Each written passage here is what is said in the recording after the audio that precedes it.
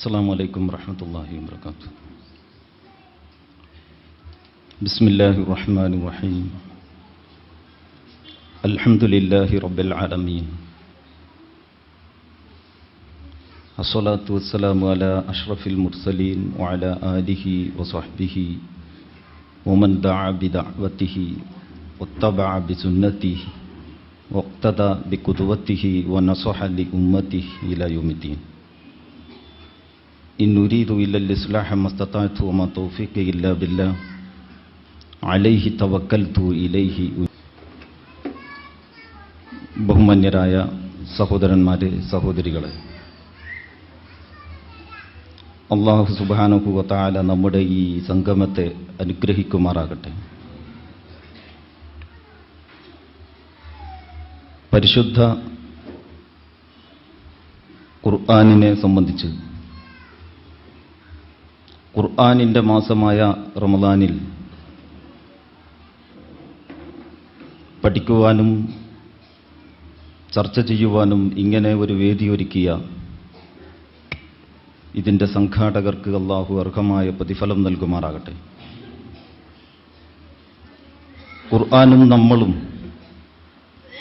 എന്ന വിഷയത്തെ സംബന്ധിച്ചാണ് ഞാൻ നിങ്ങളോട് സംസാരിക്കാൻ പോകുന്നത്. അത് നമ്മളിൽ നിന്ന് ചില തീരുമാനങ്ങൾ ആവശ്യപ്പെടുന്ന സ്വഭാവത്തിലുള്ള ഒരു വിഷയമാണ്. ഉത്ബോധന പ്രധാനമാണത്. ഉത്ബോധനം ഇടയ്ക്കിടെ അങ്ങനെ കേട്ടുകൊണ്ടിരിക്കുന്നത് നല്ലതാണ്. വിശുദ്ധ ഖുർആനിനെ സംബന്ധിച്ചാകുമ്പോൾ വിശേഷിച്ചും വിശുദ്ധ ഖുർആനിനെ സംബന്ധിച്ച് ഒന്നാമതായി ഉത്ഭവിക്കുന്ന വിഷയം ഖുർആനിനെ നമ്മൾ എങ്ങനെ മനസ്സിലാക്കിയിരിക്കുന്നു എന്നുള്ളതാണ്. ഖുർആനിനെ നമ്മൾ എങ്ങനെ സമീപിക്കുന്നു എന്നുള്ളതാണ്. ബഹുമാന്യനായ അബ്ദുള്ള ഹസൻ സാഹിബിൻ്റെ സംസാരത്തിൽ ആ വിഷയത്തിൽ നമുക്ക് കുറച്ചുകൂടി വെളിച്ചം നൽകുന്ന, അല്ലെങ്കിൽ നേരത്തെ ഓർമ്മ ഉള്ളവർക്ക്, അറിയുന്നവർക്ക് ഒന്നുകൂടി ഓർമ്മ പുതുക്കാൻ ഉപകരിക്കുന്ന, അതിൻ്റെ സാമൂഹിക പരതയുടെ വിശാലമായ തലങ്ങളിലേക്ക് ലേശം വെളിച്ചം വീശാൻ ഇവിടെ കഴിഞ്ഞിട്ടുണ്ട്. അത്രേ സമയം അനുവദിച്ചിട്ടുള്ളൂ. അതിൻ്റെ ആനുകൂല്യം മുതലെടുത്തുകൊണ്ട് കുറച്ചുകൂടി അപ്പുറത്തേക്ക് നിങ്ങളെ കൊണ്ടുപോകാനാണ് ഞാനിപ്പോൾ ശ്രമിക്കുന്നത്.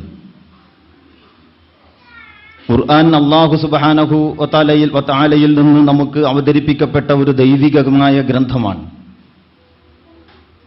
ഈമാൻ കാര്യങ്ങൾ എണ്ണിപ്പറയുന്നിടത്ത് ഖുർആനിൽ, വേദഗ്രന്ഥങ്ങളിൽ ഉള്ള വിശ്വാസമുണ്ട്. ഖുർആനിൽ വിശേഷിച്ചും മുൻകാല ഗ്രന്ഥങ്ങളിൽ പൊതുവിലുമുള്ള വിശ്വാസമാണത്. അപ്പോൾ ഒരു സാമൂഹിക വ്യവസ്ഥിതിയെ കെട്ടിപ്പടുക്കുവാൻ അതിൻ്റെ അടിസ്ഥാനമായി വർത്തിക്കുന്ന ഈ ഗ്രന്ഥം ആധുനിക ലോകത്തിൻ്റെ പ്രശ്നങ്ങളെ പരിഹരിക്കാൻ കഴിയുന്ന കുറ്റമറ്റ ഒരു നിയമപുസ്തകമായിട്ട് മാത്രം നമ്മൾ മനസ്സിലാക്കിയാൽ പോരാ. ദൈവികമായ ഒരു വേദഗ്രന്ഥമായിട്ട് നമ്മൾ കാണണം. അത് നമ്മുടെ വിശ്വാസത്തിലുണ്ടാകണം. അത് നമ്മുടെ മനസ്സിൽ നമ്മൾ ഉൾക്കൊള്ളണം. ആ ഉൾക്കൊള്ളലിൽ നിന്ന് അന്തർഭവിച്ച് വരുന്നതാകണം ഖുർആനിനോടുള്ള നമ്മുടെ സമീപനം. അപ്പോഴാണ് ഖുർആൻ നമ്മുടെ വിശ്വാസത്തിൻ്റെ ഭാഗമായി തീരുന്നത്. ഖുർആൻ വിശ്വാസത്തിൻ്റെ ഭാഗമായി തീരാതെയും ഖുർആനിക സാമൂഹിക വ്യവസ്ഥിതി കെട്ടിപ്പടുക്കാം എന്നാണ് ഞാൻ വിചാരിക്കുന്നത്. പക്ഷേ നമുക്കങ്ങനെ പോരാ. ഈ ഒരു പോയിന്റിൽ നിന്നാണ് ഈ ചർച്ച ആരംഭിക്കണം എന്ന് ഞാൻ ഉദ്ദേശിക്കുന്നത്. ഇത് വിസ്തരിച്ച് പരത്തി പറയാൻ സമയക്രമം അനുവദിക്കില്ല. അതുകൊണ്ട് ഇങ്ങനെ ഇതിലൂടെയൊക്കെ കടന്നു പോവുക മാത്രമാണ് സാധ്യമാകുന്നത്.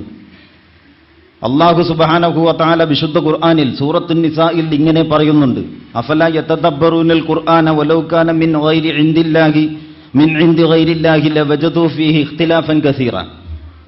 അവർ ഈ ഖുർആനിൽ ചിന്തിച്ചു നോക്കുന്നില്ലേ? ഇതവരുടെ കൈവശമുണ്ടല്ലോ. നിത്യേന അവർ പാരായണം ചെയ്തുകൊണ്ടിരിക്കുന്നുണ്ട്, നന്ന ചുരുങ്ങിയത് നമസ്കാരങ്ങൾക്കെങ്കിലും. അപ്പോൾ ഈ ഖുർആനിന്റെ വക്താക്കൾ ഈ ഖുർആനിൽ ചിന്തിക്കുന്നില്ലേ എന്നാണ് അള്ളാന്റെ ചോദ്യം. ആ ചിന്ത ഏതു വഴിക്ക് പോകണം? പ്രധാനപ്പെട്ട ഒരു പോയിന്റ് പടച്ചതമ്പുരാൻ നമ്മുടെ ശ്രദ്ധയിൽപ്പെടുത്തിയിരിക്കുകയാണ്. ഇത് 23 കൊല്ലക്കാലം കൊണ്ടാണ് അവതീർണമായത്. എഴുത്തും വായനയും അറിയാത്ത ഒരു സമൂഹത്തിലാണത്. എഴുതാനും വായിക്കാനും അറിയാത്ത ഒരു നേതാവിലേക്കാണ് ഈ അവതരണം നടക്കുന്നത്. അതുകൊണ്ട് അത് രേഖപ്പെടുത്തുമ്പോഴും കൈകാര്യം ചെയ്യുമ്പോഴുമൊക്കെ പല തരത്തിലുള്ള അവ്യക്തതകളും ഉണ്ടാകാം സാധാരണഗതിയിൽ, പക്ഷേ ഒന്നും സംഭവിച്ചിട്ടില്ല. വള്ളിപുള്ളി വ്യത്യാസമില്ലാതെ ഖുർആൻ നമ്മോടൊപ്പമുണ്ട്. അപ്പോൾ അള്ളാഹു ചോദിക്കുകയാണ്, 6-ാം നൂറ്റാണ്ടിലെ നിരക്ഷരരായ ആ ജനതയുടെ മുമ്പിൽ നീണ്ട 23 വർഷക്കാലത്തിനിടക്ക് അങ്ങനെ പരിപൂർണമായ ഈ ഖുർആൻ, അതിനെക്കുറിച്ച് നിങ്ങൾ ചിന്തിച്ചിട്ടുണ്ടോ? അഫലാ യതദബ്ബറൂനൽ ഖുർആന വലൗ കാന മിൻ ഇൻദി ഗൈരില്ലാ. അത് അള്ളാഹുവിൽ നിന്നല്ലായിരുന്നുവെങ്കിൽ, മനുഷ്യനിർമ്മിതമായിരുന്നുവെങ്കിൽ, മുഹമ്മദ് നബി സല്ലല്ലാഹു അലൈഹി വസല്ലമയുടെ ചിന്തയും ബുദ്ധിയും പിന്നീട് പരിസരങ്ങളിൽ നിന്ന് കിട്ടിയതും ഒക്കെ കൂടി കൂട്ടിയിട്ടുണ്ടാക്കിയതായിരുന്നുവെങ്കിൽ ലവജദു ഫീഹി ഇഖ്തിലാഫൻ കസീറ, അതിൽ ധാരാളമായിട്ട് വൈരുദ്ധ്യങ്ങൾ നിങ്ങൾ കാണുമായിരുന്നു. അപ്പൊ ഖുർആൻ അള്ളാഹുവിൽ നിന്നുള്ളതാണ്. ഖുർആൻ അള്ളാഹുവിൽ നിന്നുള്ളതാണെന്ന് നമ്മെ ബോധ്യപ്പെടുത്താൻ പല വഴിക്ക് നമുക്ക് ശ്രമിക്കാം. പല വെല്ലുവിളികളും ഖുർആൻ തന്നെ ഇറക്കിയിട്ടുണ്ട് ഇതുപോലെയുള്ളതൊന്ന് കൊണ്ടുവരാൻ. ധാരാളം വേണ്ട, കുറച്ചായത്തുകൾ, നന്ന ചുരുങ്ങിയതൊരു വചനം സാധ്യമായിട്ടില്ല. അപ്പൊ ഖുർആൻ അള്ളാഹുവിൽ നിന്നുള്ളതാണ് എന്നതിന് നമുക്ക് വിശ്വസിക്കാൻ, നമുക്ക് മനസ്സിലാക്കാൻ ധാരാളം തെളിവുണ്ട്. ഇപ്പൊ വൈജ്ഞാനികമായി ലോകം ഒരുപാട് പുരോഗമിച്ചു. ശാസ്ത്രം, ഗവേഷണങ്ങൾ പലതും നടന്നു. ഖുർആൻ അവതരിപ്പിക്കപ്പെട്ട കാലത്തെ പോലെയല്ല. ആധുനിക ശാസ്ത്രത്തിലൂടെ, ശാസ്ത്ര പഠന ഗവേഷണങ്ങളിലൂടെ തെളിയിക്കപ്പെട്ട പല സംഭവങ്ങളെപ്പറ്റിയും നിരക്ഷരരായ ആ ജനതയ്ക്ക് നേതൃത്വം നൽകിയ പ്രവാചകൻ അന്ന് തന്നെ പറഞ്ഞു വെച്ചു.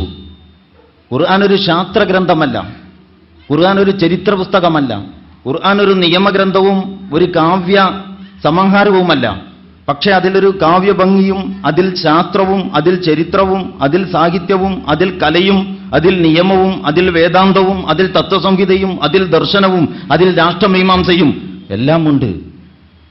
അപ്പോൾ അങ്ങനത്തെ ഈ ഖുർആനിനെ സംബന്ധിച്ച് നമ്മൾ ആലോചിക്കുമ്പോൾ നമ്മുടെ ഈ ഇന്ന് ജീവിച്ചിരിക്കുന്ന ഈ കാലത്ത് നിന്നുകൊണ്ട് നമുക്ക് മനസ്സിലാക്കാൻ കുറച്ചുകൂടി സൗകര്യമുണ്ട്. ഒരുപാട് ശാസ്ത്രപരമായ പ്രവചനങ്ങൾ ഖുർആൻ നടത്തി. ഇതൊന്നും മനസ്സിലാക്കാൻ അന്നത്തെ ജനങ്ങൾക്ക് കഴിയുമായിരുന്നില്ല. വൈജ്ഞാനിക ലോകം, ഭൗതിക ലോകം, കണ്ടുപിടുത്തങ്ങളുടെ ലോകം ഇത്രമേൽ അന്ന് പുരോഗമിച്ചിട്ടുണ്ടായിരുന്നില്ല. പക്ഷേ ഇന്ന് നമുക്ക് സൗകര്യങ്ങളുണ്ട്. ഞാൻ ചെറിയ ഒരു ഉദാഹരണം പറയാം. സൂറത്തുൽ വാഖിഅയിൽ അല്ലാഹു ചോദിക്കുന്നു, അഫറഅയ്തുമുൽ മാ അല്ലദീ തശ്റബൂൻ അഅൻതും അൻസൽതുമൂഹു മിനൽ മുസ്നി അം നഹ്നുൽ മുൻസിലൂൻ ലൗ നശാഉ ജഅൽനാഹു ഉജാജൻ ഫലൗലാ തഷ്കുറൂൻ. നിങ്ങൾ ഈ കുടിക്കുന്ന വെള്ളമുണ്ടല്ലോ, വെള്ളം, അതേക്കുറിച്ച് നിങ്ങൾ ചിന്തിച്ചു നോക്കിയിട്ടുണ്ടോ? വല്ലപ്പോഴും ആകാശപടലങ്ങളിൽ നിന്ന്, മേഘപടലങ്ങളിൽ നിന്ന്, എല്ലാ മേഘങ്ങൾക്കും വെള്ളമില്ല. വെള്ളം വഹിക്കുന്ന മേഘത്തെ ഖുർആൻ ഒരു പ്രത്യേക വാക്കിലാണ് പ്രയോഗിച്ചിട്ടുള്ളത്. അതൊക്കെ പറയാൻ പോയാൽ അത് തന്നെ ഒരു വിഷയമായി പോകും. അപ്പോ ഈ മേഘപടലങ്ങളിൽ നിന്ന് ഈ വെള്ളം താഴോട്ടിറക്കിയത് നിങ്ങളോ അതല്ല നാമോ? അതത്ര വലിയ കാര്യമായിട്ട് തോന്നുന്നില്ല. പക്ഷേ അള്ളാഹ് തുടർന്ന് പറയാൻ, ലൗ നശാഉ ലജഅൽനാഹു ഉജാജൻ, നാം ഉദ്ദേശിച്ചിരുന്നുവെങ്കിൽ നാം അതിനെ ഉപ്പുരസമുള്ളതാക്കുമായിരുന്നു. അപ്പൊ ഈ വെള്ളം ഘനീഭവിച്ച് വെള്ളം ബാഷ്പീകരണം നടന്ന് ആ ബാഷ്പീകരിക്കപ്പെട്ട നീരാവി ആകാശത്തിലേക്ക് ഉയർന്ന് അത് ഘനീഭവിച്ചിട്ടാണ് മഴ പെയ്യുന്നത് എന്നത് ആധുനിക ശാസ്ത്രം കണ്ടെത്തി പഠിപ്പിച്ചുകൊണ്ടിരിക്കുന്ന ഒരു യാഥാർത്ഥ്യമാണ്. ഇത് കുറേ കൊല്ലങ്ങൾക്ക് മുമ്പാണെന്ന് ഓർക്കണം. ഈ ബാഷ്പീകരണ പ്രക്രിയ നടക്കുന്നത് പുഴകൾ, തോടുകൾ, ആറുകൾ, അരുവികൾ, കുളങ്ങൾ, തടാകങ്ങൾ, വളരെ കുറച്ചേ ഉള്ളൂ. ശുദ്ധജലത്തിന്റെ ഉറവിടങ്ങൾ വളരെ കുറച്ചേ ഉള്ളൂ. ഭൂമിയുടെ 70% വെള്ളമാണ്. അത് മുഴുക്കെ സമുദ്രജലമാണ്, ഉപ്പുവെള്ളം. അപ്പോൾ ധാരാളമായിട്ട് ഈ ജലാശയങ്ങളിൽ നിന്നും ബാഷ്പീകരണം നടക്കുന്നത് ഉപ്പുജലങ്ങളുള്ള സമുദ്രങ്ങളിൽ നിന്നാണ് എന്നോർക്കണം. അപ്പോൾ ജലങ്ങളുള്ള വലിയ വലിയ സമുദ്രങ്ങളിൽ നിന്ന് നിരന്തരമായിട്ടങ്ങനെ ബാഷ്പീകരണം നടക്കുകയാണ്. ആ ബാഷ്പീകരണ പ്രക്രിയ അങ്ങനെ നടന്നുകൊണ്ടിരിക്കുമ്പോൾ ഒരു പണി കൂടി അതിന്റെ കൂടെ നടക്കുന്നു. എന്ത്?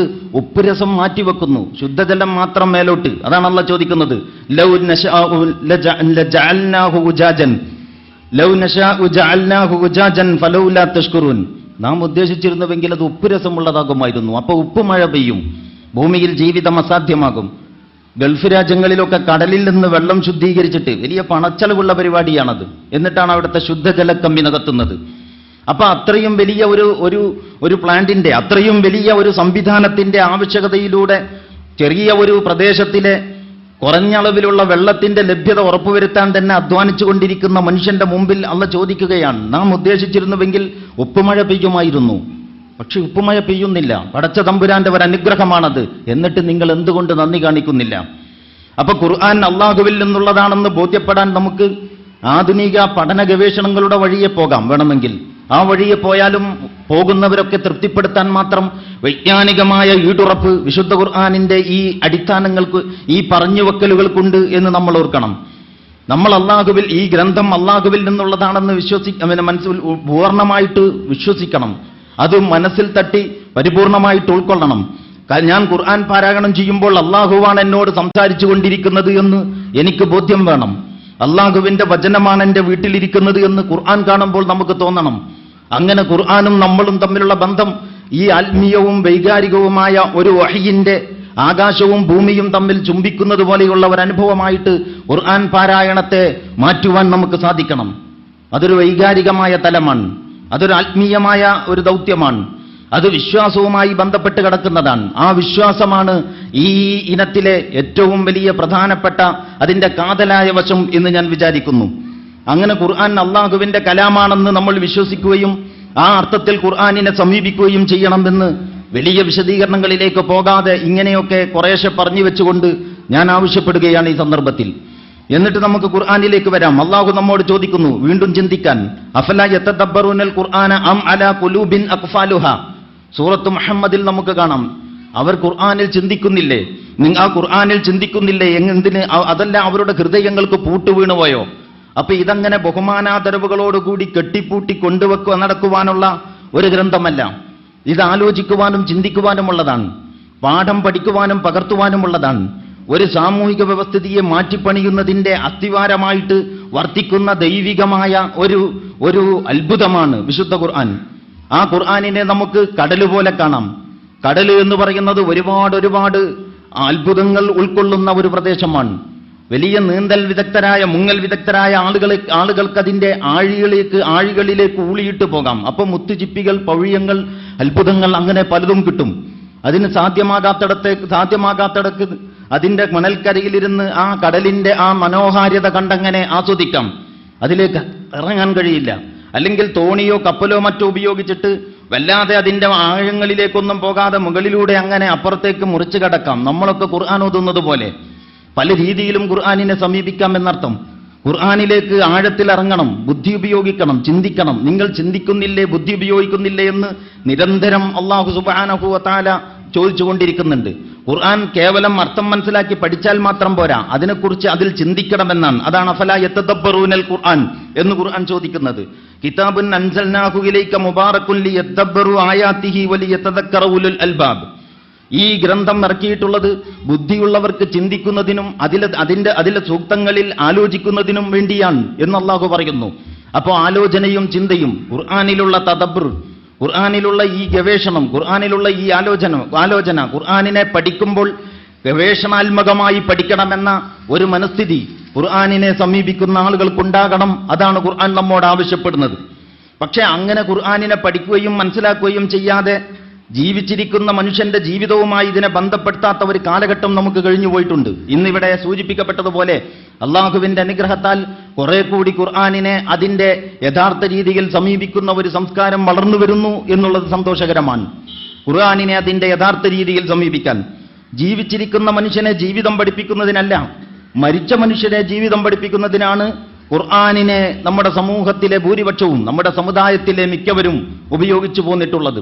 ഇന്നും ആ പ്രവണത നടന്നു വരുന്നതായിട്ട് കാണാൻ സാധിക്കും. സൂറത്ത് യാസീനിൽ അല്ലാഹു സുബ്ഹാനഹു വ തആല പറയുന്നുണ്ട്, വമാ അല്ലംനാഹു അശ്ശിഅറ വമാ ലം യംബഗി ലഹു ഇൻ ഹുവ ഇല്ലാ ദിക്റും വഖുർആനും മുബീൻ ലിയുൻദിറ മൻ കാന ഹയ്യൻ വയഹിഖൽ ഖൗലു അലൽ കാഫിരീൻ.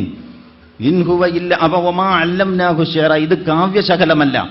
കവിതയുടെയും സാഹിത്യത്തിന്റെയും ലോകത്ത് അതിന്റെ പേരിൽ വലിയ ഊറ്റം കൊണ്ടിരുന്ന ആളുകളുടെ ഇടയിൽ വിശുദ്ധ ഖുർആൻ അവതരിച്ചപ്പോൾ ഇയാളൊരു കവിയാണെന്ന് പറഞ്ഞ് കളിയാക്കുകയോ കൊച്ചാക്കുകയോ ചെയ്യാൻ ശ്രമിച്ചവരോടും അവർക്ക് മറുപടിയായിട്ട് കൂടിയാണ് അള്ളാഹു പറയുന്നത്.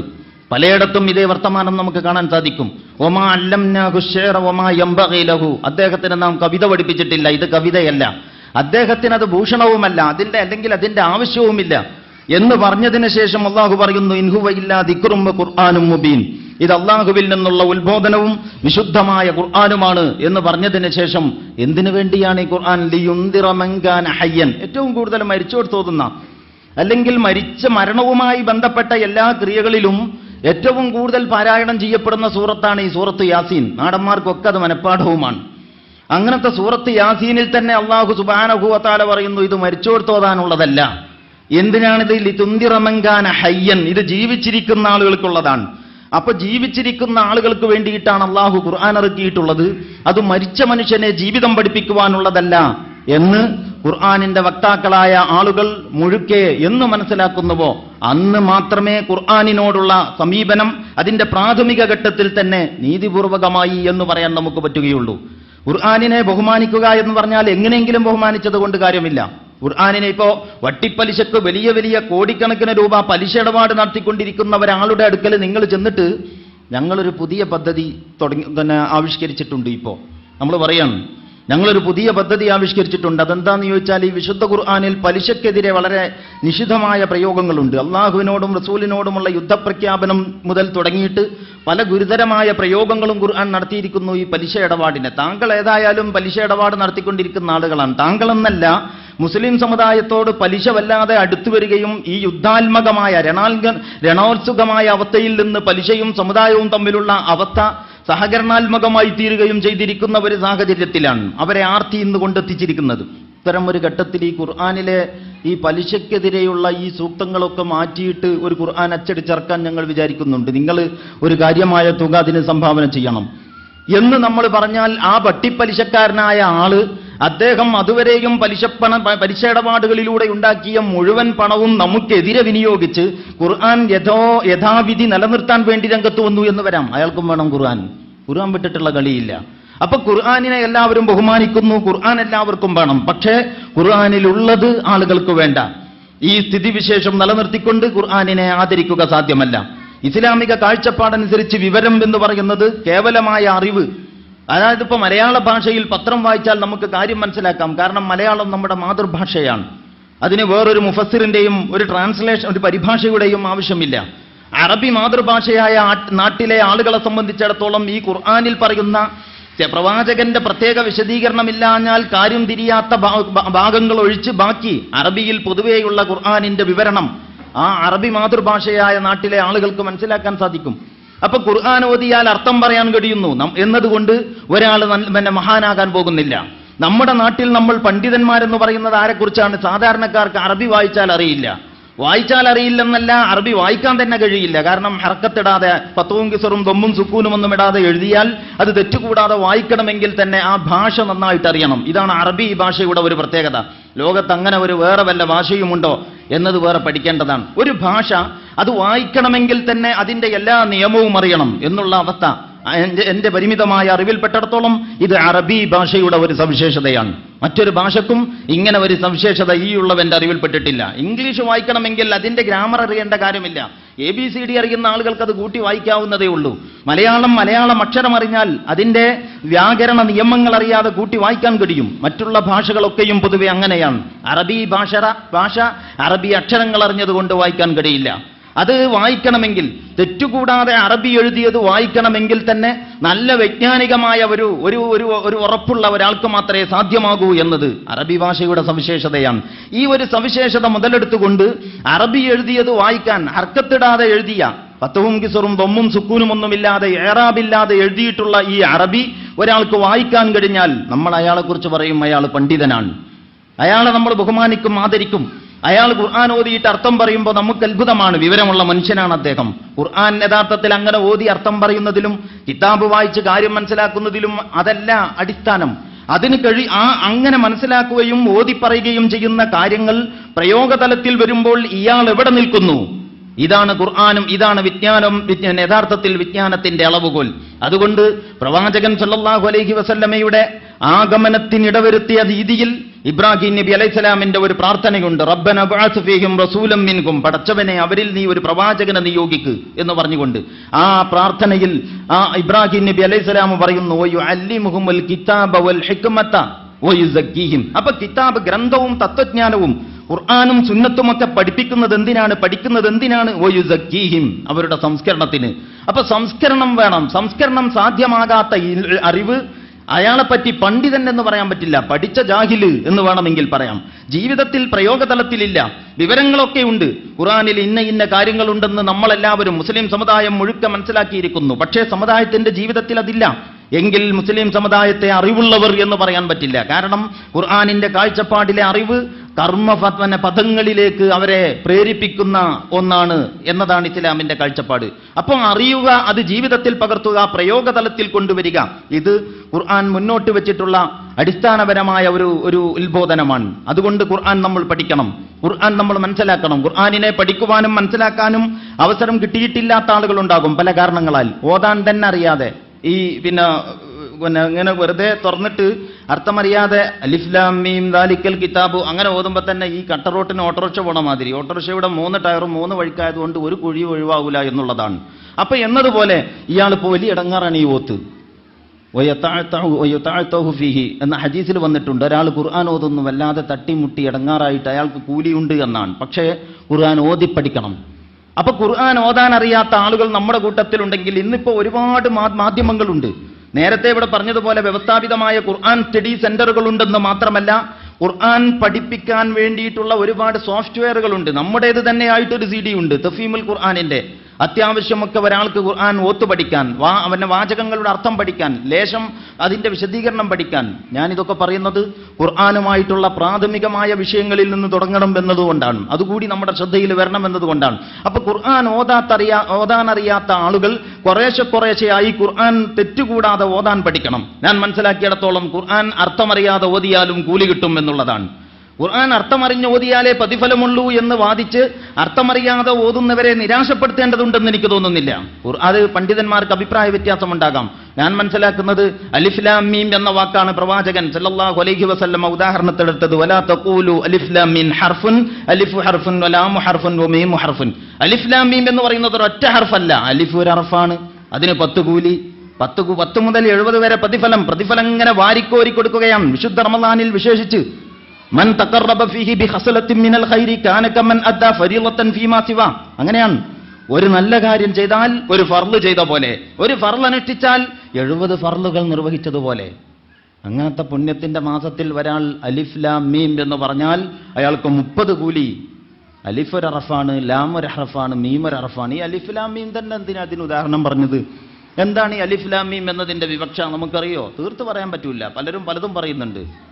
അതാ അന്നത്തെ അറബികൾക്ക് എന്തായാലും അത് മനസ്സിലായിട്ടുണ്ട്. വല്ലാത്ത ചോദ്യവും ബഹളവും ആശയക്കുഴപ്പമൊന്നും അതിന്റെ പേരിൽ ഉണ്ടായതായിട്ട് രേഖപ്പെടുത്തപ്പെട്ടിട്ടില്ല.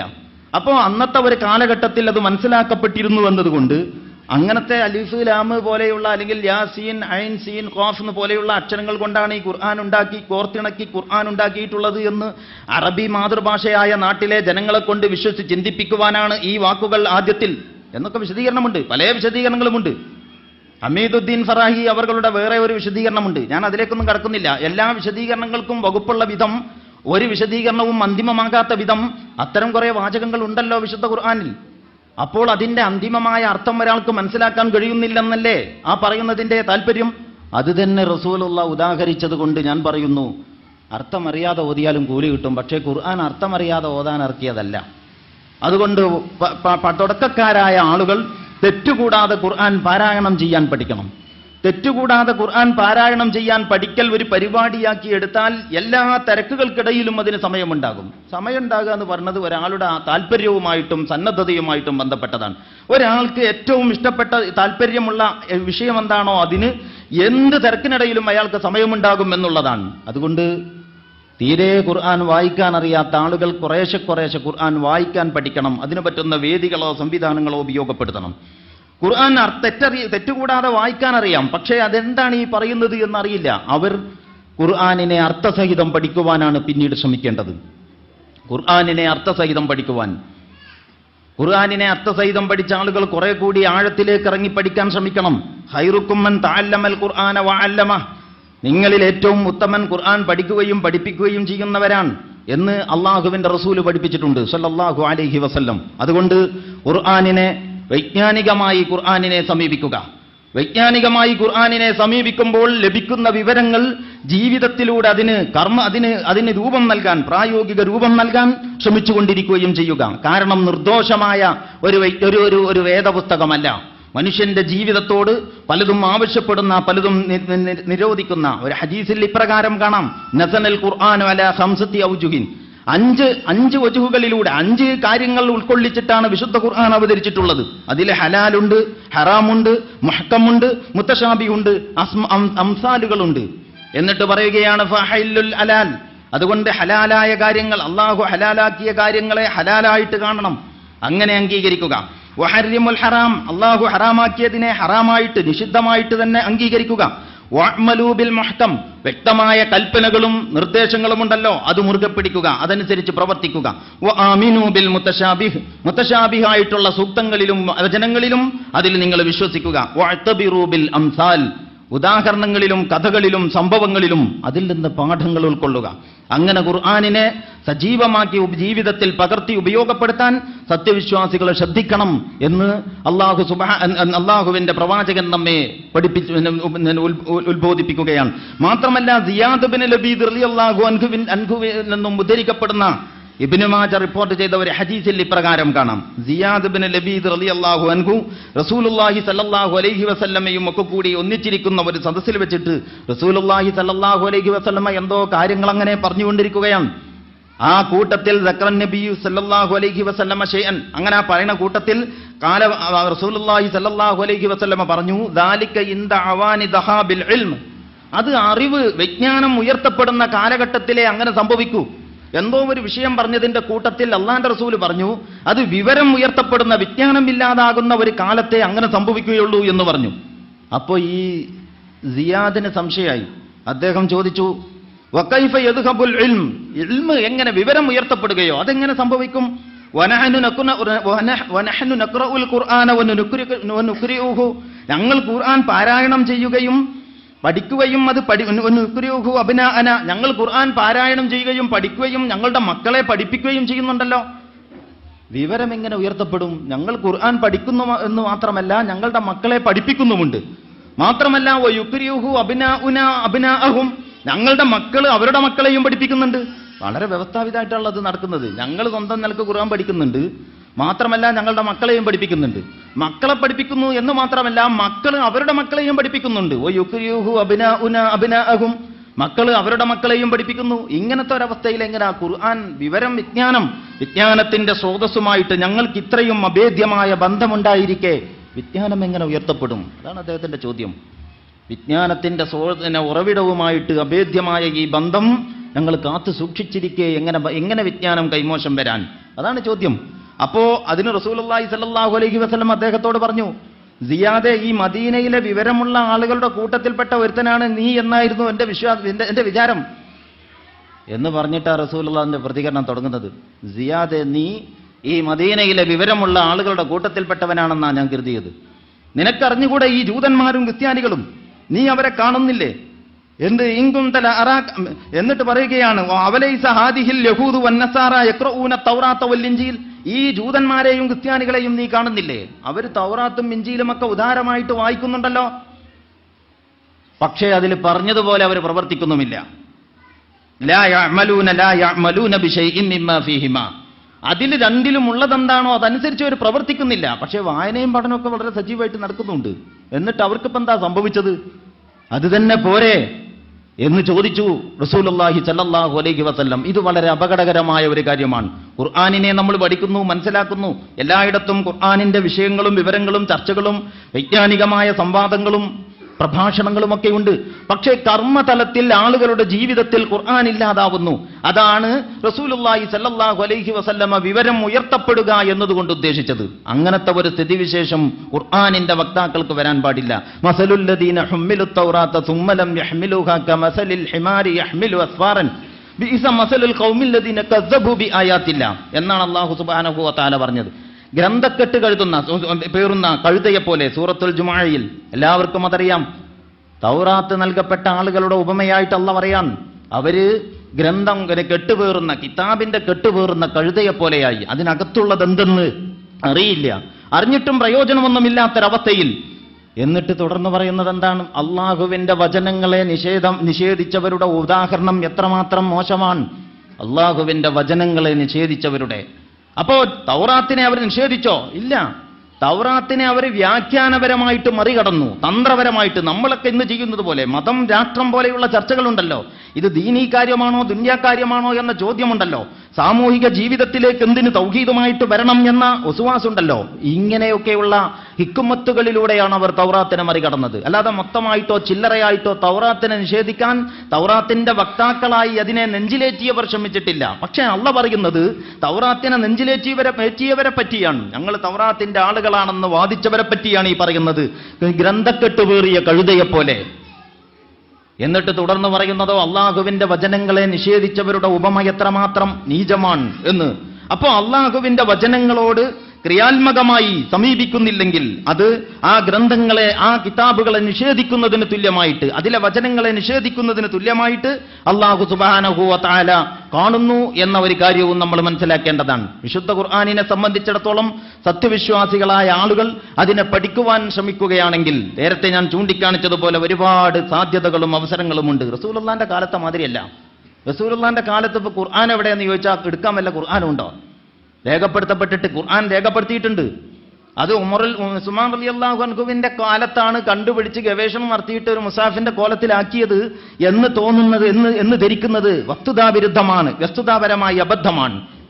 ഖുർആനിന്റെ രൂപത്തിൽ പ്രവാചകന്റെ കാലത്ത് തന്നെ രേഖപ്പെടുത്തിയിട്ടുണ്ട്. ഓരോ റമളാനിലും അതിന്റെ റിവിഷൻ ജിബ്രീലിന്റെ സാന്നിധ്യത്തിൽ റസൂലുള്ളാഹി സ്വല്ലല്ലാഹു അലൈഹി വസല്ലമ നടത്തിയിട്ടുമുണ്ട്. പക്ഷേ അത് രേഖപ്പെടുത്താൻ അച്ചടി മാധ്യമങ്ങൾ ഇന്നത്തേതുപോലെ പുരോഗമിക്കാത്തത് കൊണ്ട് വ്യവസ്ഥാപിതമായിട്ട് ആ മുസാഫ് എടുക്ക് എന്ന് പറഞ്ഞാൽ എടുക്കാനൊരു മുസാഫൊന്നുമില്ല.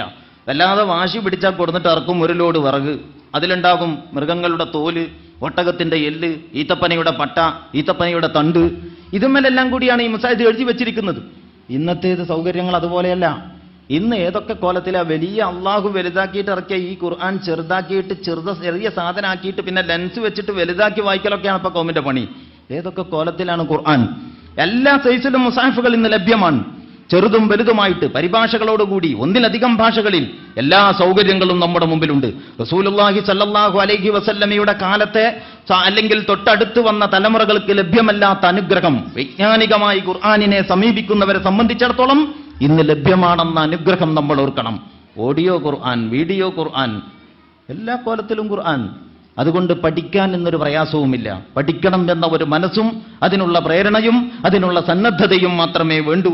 ഈ ഒരു വസ്തുത നമ്മെ കൂടുതൽ ഉത്തരവാദിത്തമുള്ളവരും കൂടുതൽ ബാധ്യതയുള്ളവരുമാക്കി തീർക്കുന്നു എന്ന ഒരു യാഥാർത്ഥ്യത്തിലേക്ക് കൂടി ശ്രദ്ധ ക്ഷണിക്കുവാൻ ഞാൻ ആഗ്രഹിക്കുകയാണ്. പണ്ട് കാലത്തെ അപേക്ഷിച്ച് ഇത് ഈ ഖുർആൻ എടുക്കുമെന്ന മുസാഫ് ക്രോഡീകരിക്കപ്പെട്ട ഈ ഗ്രന്ഥത്തിന്റെ കാര്യത്തിൽ മാത്രമല്ല, ഖുർആൻ പരിഭാഷകളുടെ കാര്യം, ഖുർആനുമായി ബന്ധപ്പെട്ട് എഴുതപ്പെട്ട ആധികാരികമായ കിതാബുകൾ, വ്യാഖ്യാന ഗ്രന്ഥങ്ങളെല്ലാം കൂടി, എല്ലാത്തിൻ്റെയും എല്ലാ വാല്യവുമല്ല, എല്ലാത്തിൻ്റെയും ഓരോ വാല്യങ്ങൾ എന്ന നിലക്ക് ഇപ്പൊ ഇബ്നു കസീർ, തഫ്സീർ തൊബരി മുതൽ ഇങ്ങോട്ടുള്ള പൗരാണികവും ആധുനികവുമായിട്ടുള്ള എല്ലാ തഫ്സീറുകളുടെയും ഓരോ കോപ്പി 10, 14, 18 ഒക്കെ പിന്നെ വാല്യങ്ങളുള്ള കിതാബുകളുണ്ട്. ഖുർആൻ വ്യാഖ്യാന ഗ്രന്ഥങ്ങൾ പണ്ഡിതന്മാർ അവരുടെ ജീവിതത്തിന്റെ ഒരു തപസ്യയായി ഏറ്റെടുത്തുകൊണ്ട് നിർവഹിച്ചിട്ടുള്ള അത്ഭുതം. നമുക്കത് വായിച്ചു തീർക്കാൻ തന്നെ ഒരു പുരുഷായുസ് കൊണ്ട് സാധ്യമല്ല. പക്ഷേ അവരെഴുതി ഒരുപാട് ഖുർആനിനെ സംബന്ധിച്ച് അതിന്റെ അഗാധങ്ങളിലേക്ക് ഊളിയിട്ടിറങ്ങിയിട്ട് മുത്തുചിപ്പികൾ കണ്ടെത്തിയിട്ട് തഫ്സീറുർ റാസി, റാസിയെ പോലെയുള്ള വൈജ്ഞാനിക വ്യാഖ്യാന ഗ്രന്ഥങ്ങൾ ആധുനികവും പൗരാണികവുമായിട്ട് അറബിയിലും ഉറുദുവിലും മലയാളത്തിലും ഇംഗ്ലീഷിലും ലോകഭാഷകളിലൊക്കെയും എഴുതപ്പെട്ട ഖുർആനിന്റെ വ്യാഖ്യാന ഗ്രന്ഥങ്ങളിൽ ഓരോ കോപ്പി എന്ന നിലക്ക് ഒരു സ്ഥലത്ത് ഒരുമിച്ച് കൂട്ടിയാൽ ഒരു വലിയ മലയോളം വരുമത് എന്ന് നിങ്ങൾ ഓർക്കണം. അതിനു പുറമെയാണ് അതിന്റെ ഉപഗ്രന്ഥങ്ങൾ, അതിന്റെ ഉലൂമുകൾ. അപ്പോൾ വലിയൊരു വൈജ്ഞാനിക ശാഖയാണ് ഖുർആൻ. വലിയ ഒരുപാട് ബുദ്ധിയും ചിന്തയും അതിന്റെ പിന്നിൽ നടന്നിട്ടുണ്ട്. ആലോചിച്ച് നോക്കിയാൽ അത്ഭുതമാണ്. ഇത്രയും അത്ഭുതങ്ങളുടെ നടുവിലാണ് നമ്മുടെ നിസ്സംഗമായിട്ടുള്ള ഈ നിൽപ്പ് എന്നോർക്കണം. ഇത് 6-ാം നൂറ്റാണ്ടിലെയോ തൊട്ടടുത്ത നൂറ്റാണ്ടിലോ ജീവിച്ച ഒരു സത്യവിശ്വാസിയുടെ അവസ്ഥയല്ല നമുക്കുള്ളത്.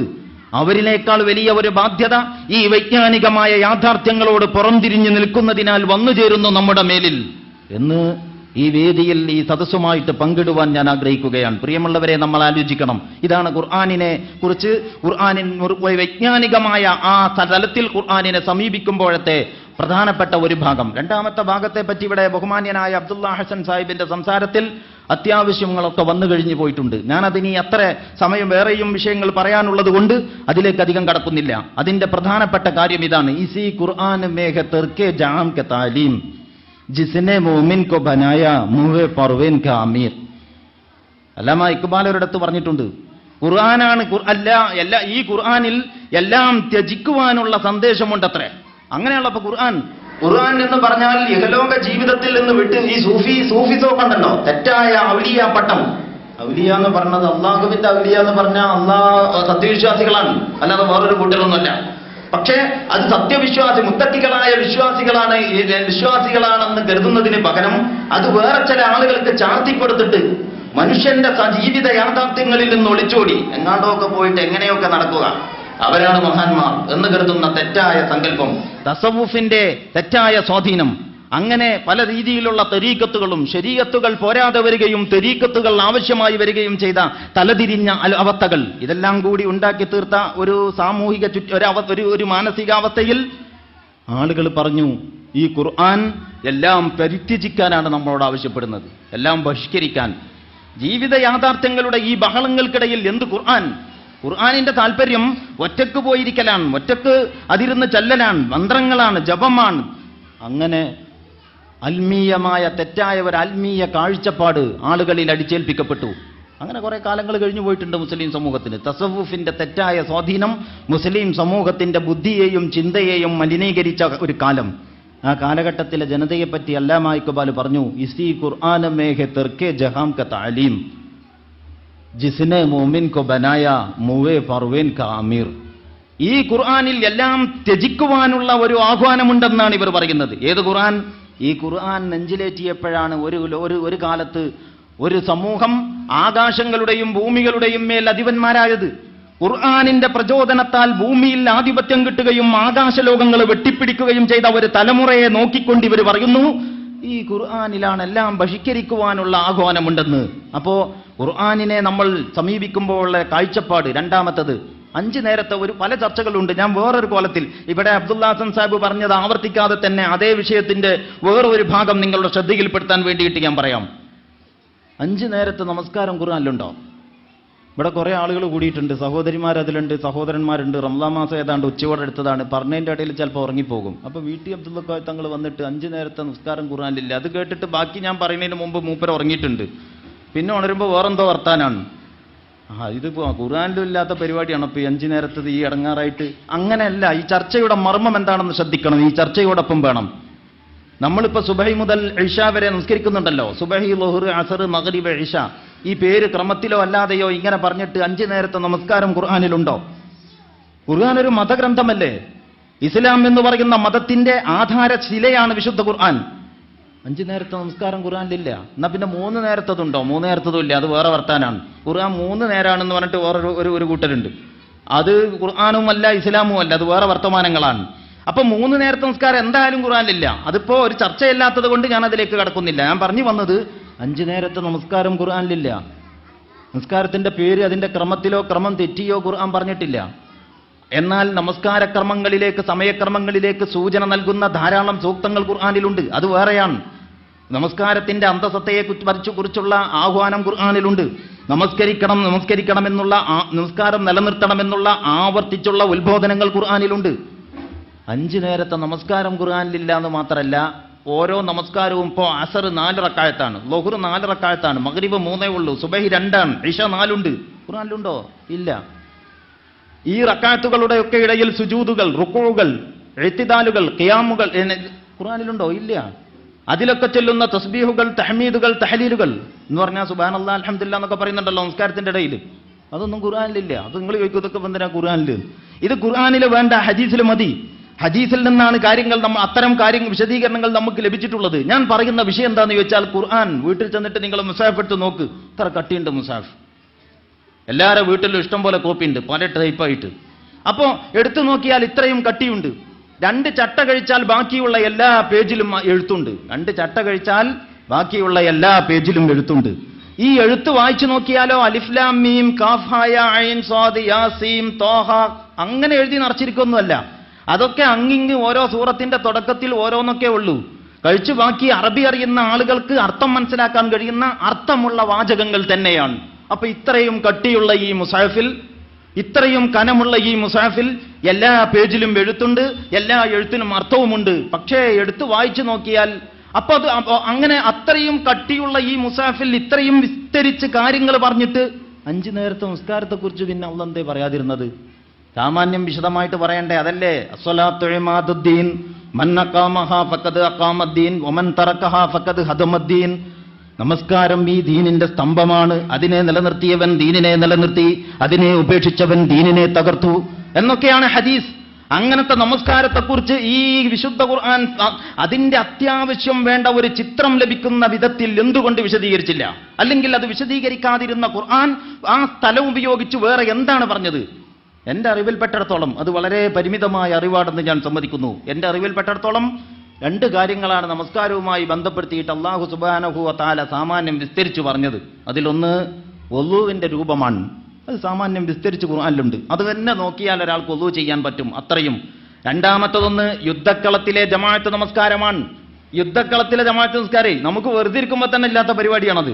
അപ്പൊ യുദ്ധക്കളത്തിലെ ജമാഅത്ത് നമസ്കാരമാണ് രണ്ടാമത്തെ സംഗതി. ഇത് രണ്ടും കഴിച്ചാൽ നമസ്കാരവുമായി ബന്ധപ്പെട്ട് നമ്മൾ ഇന്ന് അനുഷ്ഠിക്കുന്ന ഒട്ടുമിക്കതും ഹദീസിൽ നിന്നാണ് നമുക്ക് കിട്ടുന്നത്, റസൂലുള്ളാഹി സ്വല്ലല്ലാഹു അലൈഹി വസല്ലമയുടെ കർമ്മങ്ങളിൽ നിന്ന്. അപ്പൊ പിന്നെ ഇത്രയും കട്ടിയുള്ള മുസ്ഹഫ്, ഒന്നിടവിട്ടുള്ള പേജിലല്ല എഴുത്ത്. ആൽബമൊക്കെ തുറന്നാൽ അങ്ങനെ ഉണ്ടല്ലോ, ഓരോ പേജ് ബ്ലാങ്ക് ആയിട്ട്, അങ്ങനൊന്നുമില്ല. എല്ലാ പേജിലും എഴുത്തുണ്ട്, എല്ലാ എഴുത്തിനും അർത്ഥമുണ്ട്, എല്ലാ അർത്ഥത്തിലും ജീവിതത്തോടെന്തോ പറഞ്ഞുകൊണ്ടിരിക്കുന്നുണ്ട്, എല്ലാ അർത്ഥങ്ങളും ജീവിതത്തോടെന്തോ പറഞ്ഞുകൊണ്ടിരിക്കുന്നുണ്ട്. അപ്പൊ പിന്നെ എന്താണ് ആ ഖുർആനിൽ? എപ്പോഴെങ്കിലും ആലോചിച്ച് നോക്കിയിട്ടുണ്ടോ? അപ്പൊ അങ്ങനെ നോക്കുമ്പോൾ ഖുർആൻ വിവാഹത്തെ പറ്റി പറഞ്ഞിരിക്കുന്നു. വിവാഹമോചനം ചില ഘട്ടത്തിൽ അത്യാവശ്യമായിട്ട് വരും, അപ്പോൾ അതിനെപ്പറ്റി പറഞ്ഞിരിക്കുന്നു. വിവാഹം കഴിയുമ്പോൾ സ്വാഭാവികമായിട്ടും ഗർഭധാരണം, പ്രസവം, മുലയൂട്ടൽ, സന്താന പരിപാലനം, അങ്ങനെ പോകുന്ന വിഷയങ്ങൾ ഖുർആൻ പറഞ്ഞിരിക്കുന്നു. കച്ചവടത്തെക്കുറിച്ച് പറഞ്ഞിരിക്കുന്നു, കൃഷിയെക്കുറിച്ച് പറഞ്ഞിരിക്കുന്നു, നടത്തത്തെക്കുറിച്ച് പറഞ്ഞിരിക്കുന്നു, സംസാരത്തെക്കുറിച്ച് പറഞ്ഞിരിക്കുന്നു, സംസ്കാരത്തെക്കുറിച്ച് പറഞ്ഞിരിക്കുന്നു, കൊള്ളക്കൊടുക്കുകളെക്കുറിച്ച് പറഞ്ഞിരിക്കുന്നു, സാമ്പത്തിക ഇടപാടുകളെക്കുറിച്ച് വന്നിരിക്കുന്നു.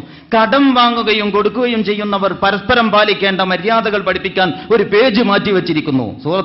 സൂറത്തുൽ ബഖറയുടെ ഏതാണ്ട് അവസാന ഭാഗത്ത് ആയത്തുദ്ദൈൻ, ഈ സൗദിയിൽ നിന്നൊക്കെ അടിച്ച് വിതരണം ചെയ്യുന്ന മുസാഫിൽ ഒരൊറ്റ പേജാണ് ഒരു സൂക്തം, ഒരാഴ്ത്തെ യാ അയ്യുഹല്ലദീന ആമനൂ ഇദാ തദായൻതും ബിദൈനിൻ എന്ന് പറഞ്ഞിട്ട് തുടങ്ങിയാൽ പിന്നെ തീരുമ്പോഴേക്ക് ഒരൊറ്റ പേജ് വരും. എന്താ ഇപ്പം അതിൽ പറയുന്നത്? അള്ളാന്റെ മഹത്വമൊന്നുമല്ല, റസൂലുള്ളാഹി സ്വല്ലല്ലാഹു അലൈഹി വസല്ലം അഷ്റഫുൽ ഖൽഖാൻ. ആ അഷ്റഫുൽ ഖൽഖായ റസൂലുള്ളാഹി സ്വല്ലല്ലാഹു അലൈഹി വസല്ലം റഹ്മത്തുൽ ലിൽ ആലമീനാൻ.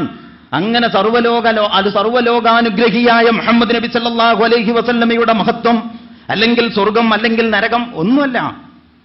ആത്മീയമായ വിശിഷ്ടമായി അർത്ഥമറിയാതെ പാരായണം ചെയ്താൽ തന്നെ പ്രതിഫലം കിട്ടുന്ന ഈ മഹത്തായ ഗ്രന്ഥം ഒരു പേജ് വിനിയോഗിച്ച് പറഞ്ഞു വെച്ചിരിക്കുന്നത് കടമിടപാട് നടത്തുന്നവർ എന്തൊക്കെ പാലിക്കണം എന്നതിനെ പറ്റിയാണ്.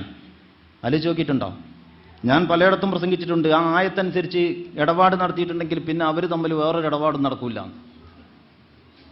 എന്താ പറഞ്ഞതിന്റെ അർത്ഥം എന്ന് വെച്ചാൽ, ഞാനും അബ്ദുള്ള ഹസൻ സാഹിബും തമ്മിൽ നല്ല സുഹൃത്തുക്കളാണ് എന്ന് വെക്കുക. ഉദാഹരണത്തിന് അദ്ദേഹത്തിന്റെ കുടുംബം ഈ ഫോണൊക്കെ വരുന്നതിന്റെ മുമ്പ് അദ്ദേഹം എൻ്റെ വീട്ടിൽ വരാറുണ്ട്, ഞാൻ അദ്ദേഹത്തിന്റെ വീട്ടിൽ പോകാറുണ്ട്. ഈ ഫോൺ വന്നപ്പോഴാണ് പോകേണ്ടി വരാതിരുന്നത്. അങ്ങനെ അങ്ങോട്ടും ഇങ്ങോട്ടും പോക്കുവരവുണ്ട്, കുടുംബങ്ങൾ തമ്മിൽ പോക്കുവരവുണ്ട്. മക്കളെയും എനിക്ക് നന്നായിട്ടറിയാം, നല്ല ബന്ധവും സുഹൃത്തുക്കളുമാണ് എന്ന് വെക്ക്. ഒരത്യാവശ്യം ഒരു തിടുക്കം വന്നപ്പോൾ ഞാൻ മൂപ്പരോട് വിളിച്ചിട്ട് പറഞ്ഞു, എനിക്കൊരു 5000 ഒരു 25,000 ഉറുപ്പ്യ വേണം, ഞാനൊന്ന് അങ്ങോട്ട് വരട്ടേന്ന് വെച്ചു. അപ്പോൾ എത്ര ദിവസം കഴിഞ്ഞിട്ട് തരും? അപ്പോൾ ദിവസമൊക്കെ അധികം നീണ്ട അവധിയല്ലാത്തതുകൊണ്ട് ഇന്നാ നിങ്ങൾ വരി. ചെന്നു, ചായയൊക്കെ കുടിച്ചു, കുറച്ച് ആട്ടർത്താനൊക്കെ പറഞ്ഞു. ഓട്ടോറിക്ഷ വിളിച്ച് ചെന്നതായതുകൊണ്ട് അധികം നേരം നിൽക്കാൻ പറ്റില്ല, അതിൽ തന്നെ തിരിച്ചു വരണം. അങ്ങനെ എന്നാൽ പിന്നെ അങ്ങനെ കാശെടുത്ത് എണ്ണിക്കഴിഞ്ഞിട്ട് ഇത് എനിക്ക് തന്നിട്ട് അദ്ദേഹം ജനലിലൂടെയും വാതിലൂടെയും ഒക്കെ അങ്ങനെ നോക്കുന്നുണ്ട്, പുറത്തേക്കും അങ്ങോട്ടും ഇങ്ങോട്ടൊക്കെ. അകത്ത് പോയിട്ടൊരു പേനയും പേപ്പറും കൊണ്ടുവന്നു. പേനയും പേപ്പറും കൊണ്ടുവന്നപ്പോൾ തന്നെ ഇങ്ങനെ ഒരു സംശയമുണ്ട്, പേപ്പറോ ഇപ്പം എന്തിനാ, പൊതിയാനായിരിക്കുമോ? ഏതായാലും അപ്പം പറഞ്ഞു ഇത് എഴുതണം. അത് ശരി. അങ്ങോട്ടും ഇങ്ങോട്ടും ഇത്രയും കാലം ചായയും വെള്ളം കുടിച്ച് നടന്നിട്ട് ഇപ്പോൾ 25,000 ഉറുപ്പ്യമിലെത്തിയപ്പോൾ അയാളെ സ്വഭാവം മനസ്സിലാവുന്നത്. എഴുതണം, ആയിക്കോട്ടെ, എന്നാലും എഴുത്തല്ലേ, അത് വലിയ കുഴപ്പമില്ല, എഴുതാൻ വെച്ചു. എഴുതി കഴിഞ്ഞപ്പോൾ മൂപ്പര് പറഞ്ഞു അങ്ങനെ പറ്റൂല, 2 ആളെ സാക്ഷി നിർത്തണം. അപ്പോൾ ഒരാണിനെ കിട്ടണുള്ളൂ, പെണ്ണുങ്ങൾക്ക് എപ്പോഴും പണി ഈ സാമ്പത്തിക ഇടപാടല്ലാത്തതുകൊണ്ട് അവർ മറക്കാൻ സാധ്യതയുണ്ട്. നമ്മൾ കറി വെക്കുമ്പോൾ ഉപ്പിടാനൊക്കെ മറക്കാൻ സാധ്യതയുള്ളത് പോലെ. അതുകൊണ്ട് 2 പെണ്ണുങ്ങളാണെങ്കിൽ 2 ആൾ വേണം, ഒരുത്തി മറന്നാൽ മറ്റോള് ഓർമ്മിപ്പിക്കാൻ വേണ്ടിയിട്ട്, അല്ലാതെ സ്ത്രീകൾക്ക് എന്തെങ്കിലും തകരാറുള്ളത് കൊണ്ടൊന്നുമല്ല. അപ്പോ 2 ആൾ വേണം. ഞാൻ പറയുന്നു, ഒരു നിലക്ക് വലിയ തിടുക്കുള്ളൊരു സമയമാണെങ്കിൽ, വലിയ ബുദ്ധിമുട്ടുള്ളൊരു സമയമാണെങ്കിൽ നമ്മൾ ഇതിനൊക്കെ നിന്നു കൊടുക്കും. പിന്നെ ഒരു പോരലുണ്ടാവും വീട്ടിൽ നിന്ന്. മൂപ്പരേതാ ആളെന്നറിയാം നിങ്ങൾക്ക്? 25,000 ഉറുപ്പ്യക്ക് മുട്ടിയിട്ട് ഞാൻ ഒരു ദിവസം ചെന്ന നേരത്ത് 4 ആളെ വിളിച്ചിട്ട് എന്നെ അവിടെ ഇട്ട് വഷളാക്കിയ മനുഷ്യനാണ് അയാൾ. അത് എഴുതിയാൽ പോരാ, ഒപ്പിടണം, കരാറ് വേണം, അതിൻ്റെ ഒരു കോപ്പി ഞാൻ സൂക്ഷിക്കണം. ഇതല്ലേ നമ്മുടെ മനസ്സ്? നമ്മളെ ഇടപാടിന്റെ അടിസ്ഥാനം എന്താണെന്ന് വെച്ചാൽ ഉത്തമ വിശ്വാസമാണ്. അള്ളാഹ്ക്കും റസൂലിനും അറിയാത്തൊരു സാധനമാണ് ഈ ഉത്തമ വിശ്വാസം എന്ന് പറയുന്നത്. എന്താണ് ഈ ഉത്തമ വിശ്വാസം? 500 രൂപ കൊടുത്തിട്ട് വീട്ടിൽ ചെന്ന് എണ്ണി നോക്കുമ്പോൾ 450 ഉള്ളെങ്കിൽ പോയി ഉത്തമ വിശ്വാസം. അതാണ് ഈ ഉത്തമ വിശ്വാസം എന്ന് പറഞ്ഞ സാധനം. അപ്പൊ തന്നെ അവിടെ നിന്നിട്ട് എണ്ണി നോക്കി 500 ഇല്ലെങ്കിൽ 450 ആണെങ്കിൽ 50 കൂടി വേർത്തി വിഷയം തീർന്നാൽ അവർ തമ്മിലുള്ള ബന്ധം തുടരും. മറ്റേത് ഇയാൾ പറയും ഞാൻ തന്നത് 500 മറ്റേയാൾ പറയും 450 ഉള്ളൂ. എല്ലാം യന്ത്രങ്ങളെ അവലംബിക്കുന്നത് കൊണ്ട് ആർക്കും ഒന്നിലും ഓർമ്മയില്ല, എല്ലാം യന്ത്രങ്ങളിലാണ്. അങ്ങനത്തെ ഒരു കാലഘട്ടത്തിൽ ഉത്തമ വിശ്വാസം എന്ന് പറയുന്ന ഈ സാധനം എവിടെ നിലനിൽക്കാൻ? അപ്പോ പരിശുദ്ധ ഖുർആൻ ഒരു പേജ് വിനിയോഗിച്ചിട്ട് എഴുതി വെച്ച ആയത്തിന്റെ അവസ്ഥയാണ് ഞാൻ ഈ പറയുന്നത്. മുസ്ലിം നമ്മളും ഖുർആനും തമ്മിലുള്ള ബന്ധത്തെ പറ്റി പറയുമ്പോൾ വലിയ കാര്യങ്ങളിലേക്ക് നിങ്ങളുടെ ശ്രദ്ധ ക്ഷണിക്കാൻ വേണ്ടിയിട്ട് ചെറിയ ചില സംഗതികൾ പറഞ്ഞു എന്നേ ഉള്ളൂ. ഖുർആനിനെ സമീപിക്കുമ്പോൾ അതാണ് രണ്ടാമത് ഞാൻ ഇപ്പോൾ പറയാൻ ശ്രമിച്ചുകൊണ്ടിരിക്കുന്ന കാര്യം. 5 നേരത്തെ വിശുദ്ധ നമസ്കാരത്തെക്കുറിച്ച് വിസ്തരിച്ച് പറയാത്ത ഖുർആൻ, അതിന്റെ അനിവാര്യമായ കാര്യങ്ങൾ പോലും പറയാതെ വിട്ട ഖുർആൻ സാമൂഹിക ജീവിതത്തിന്റെ വ്യത്യസ്ത തലങ്ങളെപ്പറ്റി വാചാലമായി സംസാരിച്ചു കൊണ്ടിരിക്കുന്നു എന്ന് നിങ്ങൾ കാണും.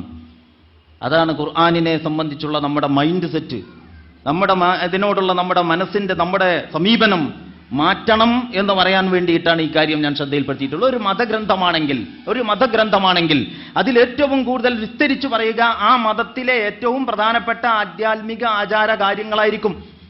അങ്ങനെ ഒരു മനസ്സോടുകൂടി ഖുർആനിനെ നോക്കിയാൽ നിങ്ങൾ നിരാശപ്പെടും. എന്തിനധികം പറയണം, ഖുർആൻ ഇങ്ങനെ മറ്റു വേദഗ്രന്ഥങ്ങളുടെ കൂട്ടത്തിൽ കൊണ്ടുവന്ന് നിരത്തി വെച്ചാൽ ഇതെന്താ ഇവിടെ വെച്ചേക്കണത്?